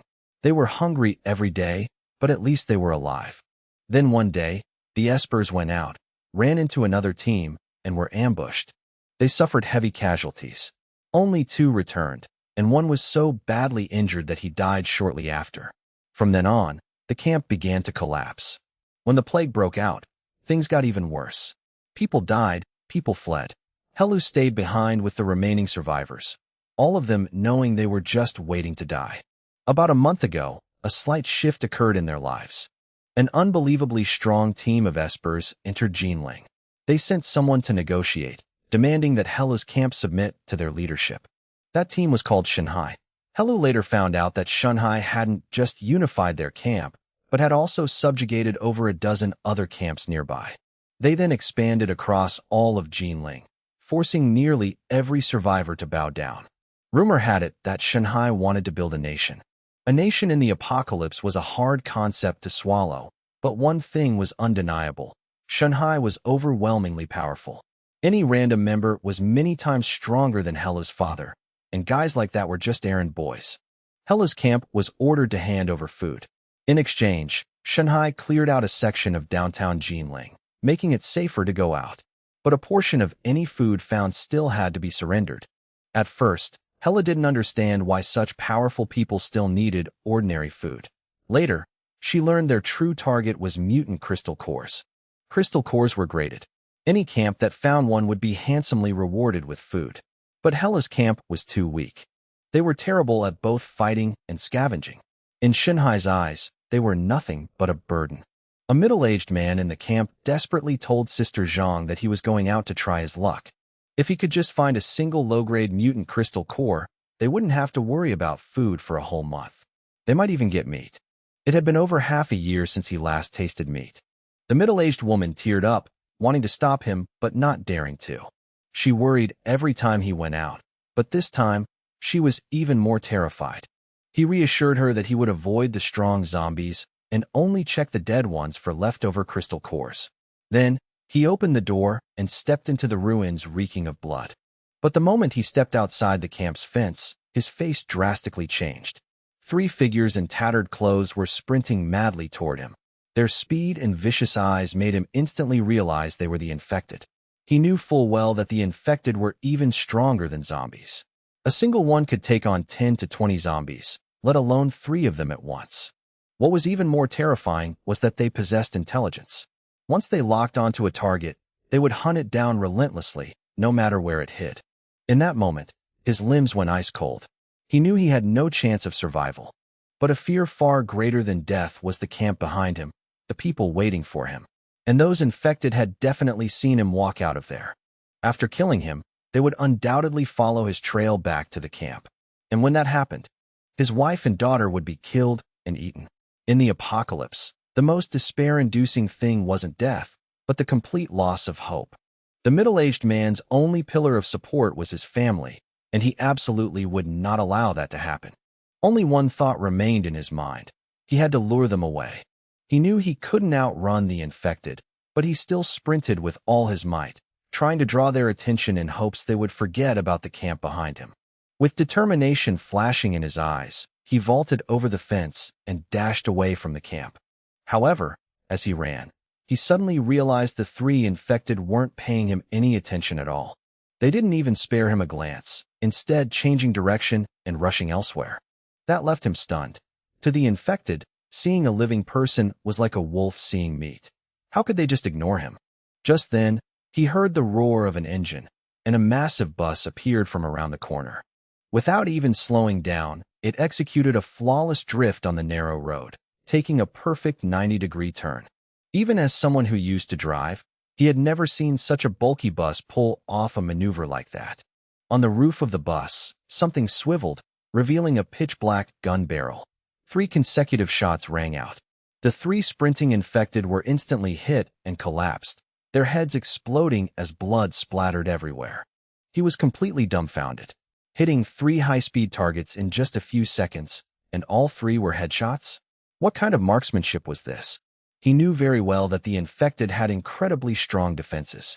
A normal handgun could hardly kill them. That gun was obviously no ordinary weapon. It was a legendary sniper rifle, and using it like this was practically mythical. The bus doors opened, and a group of fully armored, heavily armed people stepped out, approaching the 3 infected corpses.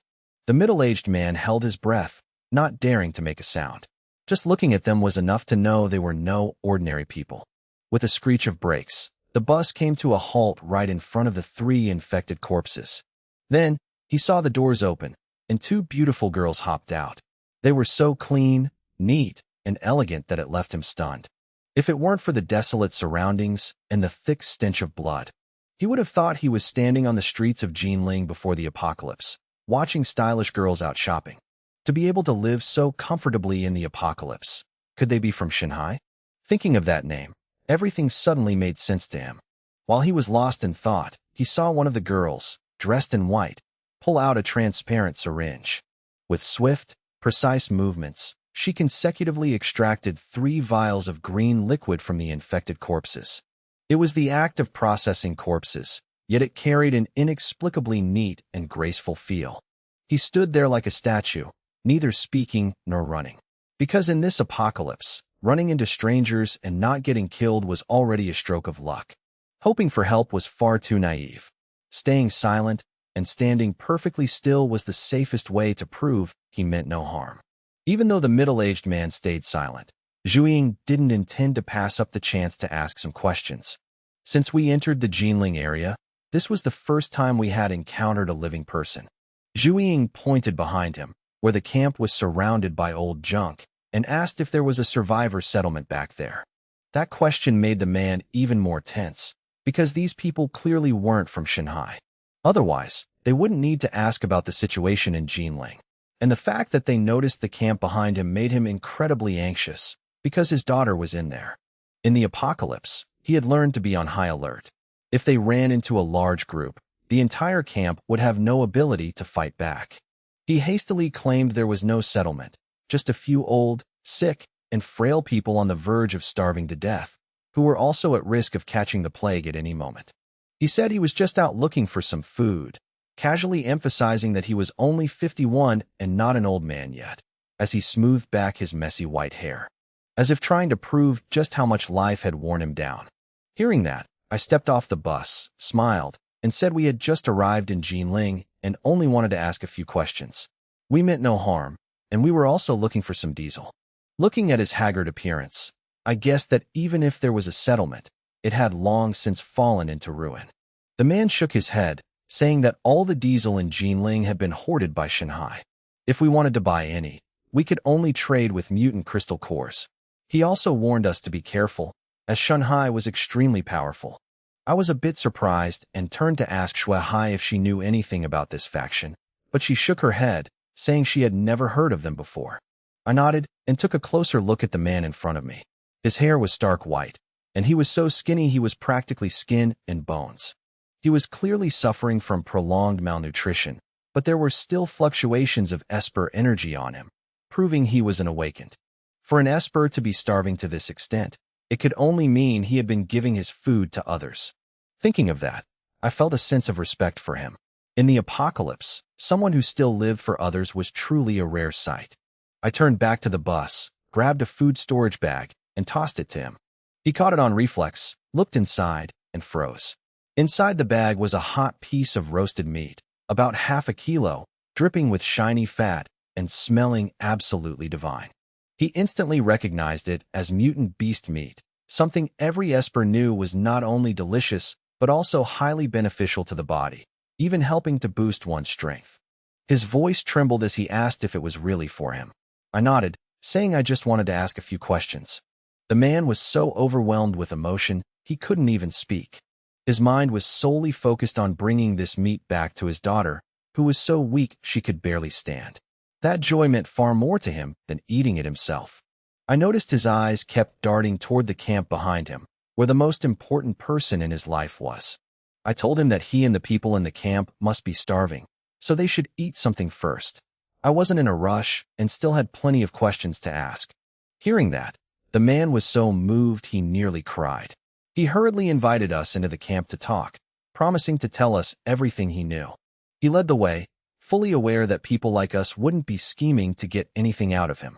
After all, his entire net worth wasn't even worth that piece of meat. As for his daughter, even though she was quite pretty, she couldn't even compare to the two girls traveling with me. Because of that, he wasn't worried I had any bad intentions. In fact, a fleeting thought even crossed his mind. If something really did happen, maybe it would actually be a good thing for his daughter. In the apocalypse, such thoughts all stemmed from a life of unbearable hardship. I nodded in agreement and called Zhuiying, Wu Xian, Hui Yu, and Shui Hai to get off the bus, while Ing and Zero stayed behind on board. As for Sun Kuan and Zhang Hai, since the Type 99 tank was almost out of fuel, they couldn't follow the bus around the city anymore. They had to stop at the outskirts of Jinling and wait until we found some diesel before driving straight to a gas station. This place is small and shabby, please don't mind it, the middle-aged man said as he opened the door. There were 7 or 8 other people inside, all looking at him anxiously. They had heard the gunshots but didn't know what had happened, and none of them dared to go outside since they had no combat ability. Seeing him return safely, everyone breathed a sigh of relief. Dad, you're back. Hello, his daughter, ran over with red eyes.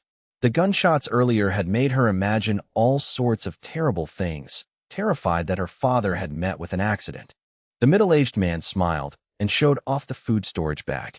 The whole room instantly froze when they saw the hot piece of roasted meat inside, dripping with shiny fat and radiating a mouth-watering aroma.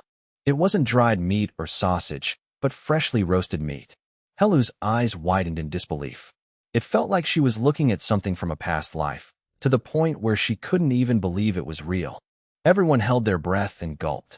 The middle-aged man muttered that they had truly met their saviors today. He then hurriedly invited us inside, telling everyone to quickly thank their benefactors. Just then, Zhuiying tilted her head, stared at Helu for a moment, and blurted out, asking if she was Song Helu. The girl froze. It had been a long time since anyone called her by that name. She looked up at Zhuiying and saw a girl so beautiful that she, haggard from malnutrition, couldn't help but feel a wave of insecurity. She hesitantly asked back, then realized it was Jiang Zhuiying. Both of them were overjoyed. In the apocalypse, reuniting with someone who was still alive was nothing short of a dream. Helu emotionally grabbed Zhuiying's hands, saying that when she didn't see her at school after the apocalypse, she had been heartbroken, thinking she hadn't made it.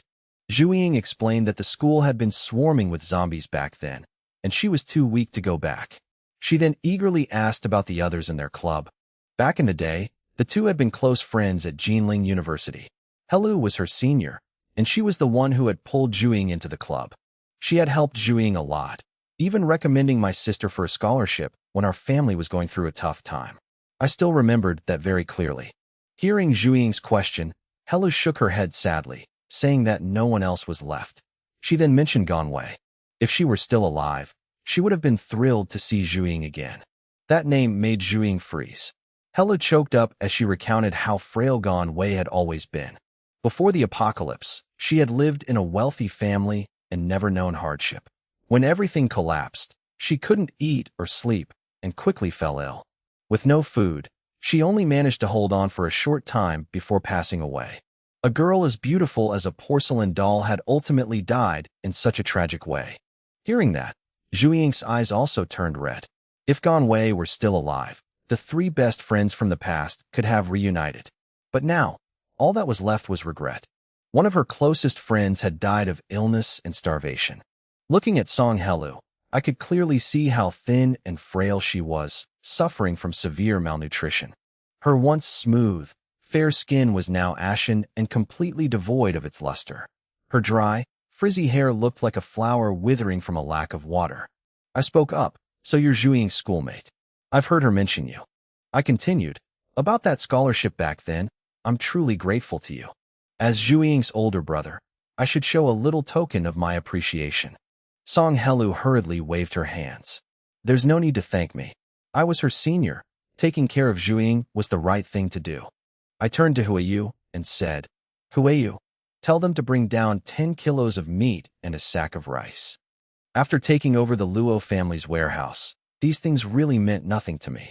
Besides, I always kept my debts clear and didn't like owing anyone a favor.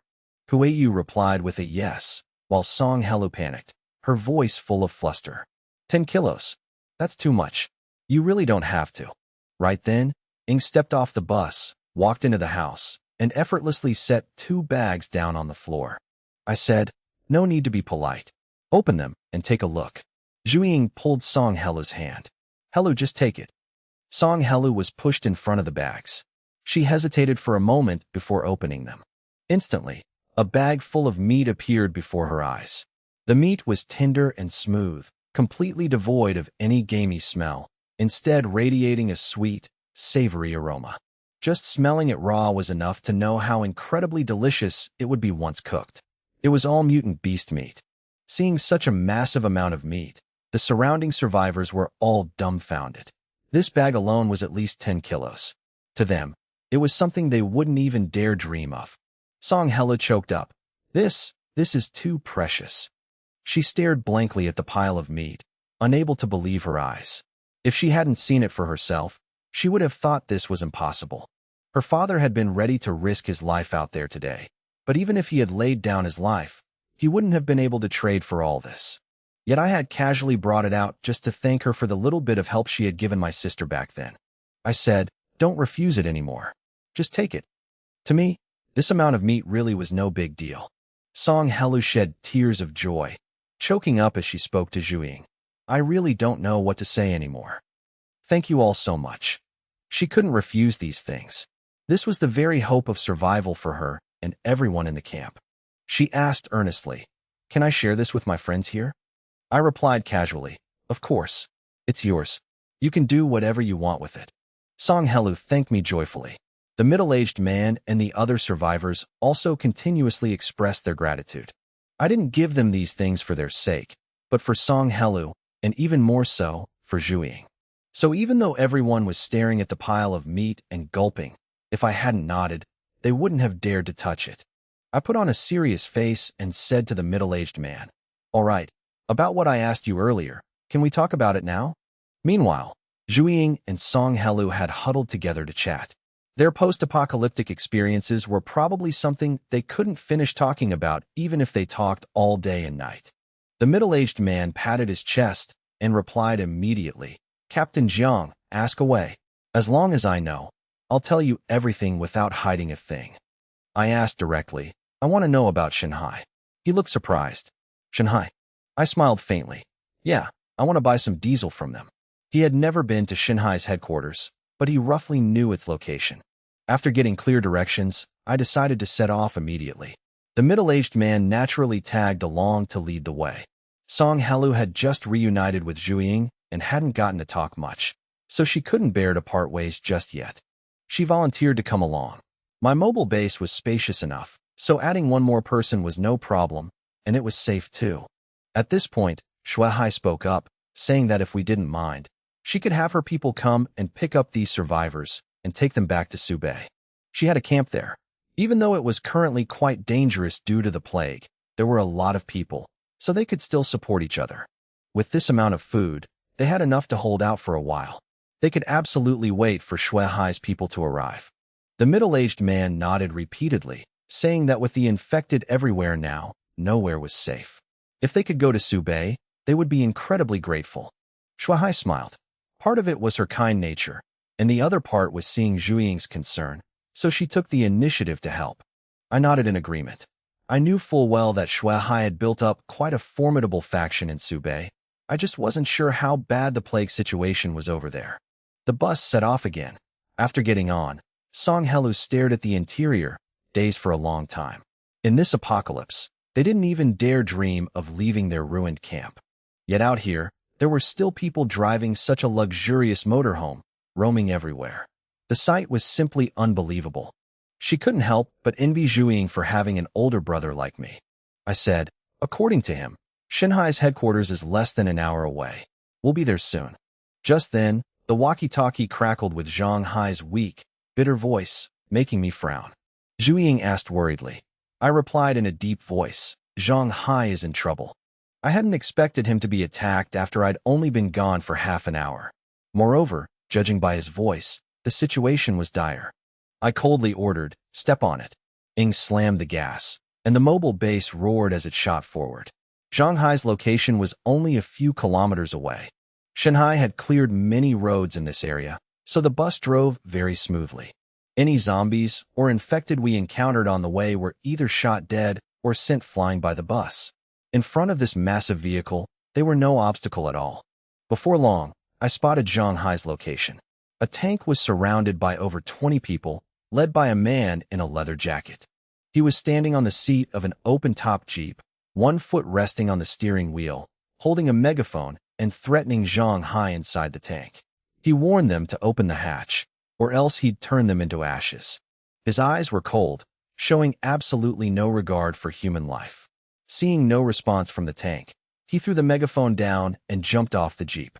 He approached with a smirk, saying that even if he killed them, he could still open the hatch. It would just be a bit more of a hassle. Watching from afar, my heart tensed. Even if Shanghai's tank was out of fuel, it couldn't have completely lost its combat capabilities. At the very least, it could rotate its turret or fire a shot. Yet, it was sitting completely still. I yelled through the walkie-talkie, calling for Shanghai and Sun Kuan, but they clearly weren't holding their radios anymore. They were in a life-or-death situation. Right at that moment, the tank's turret began to rotate, aiming its barrel straight at the leather jacket guy.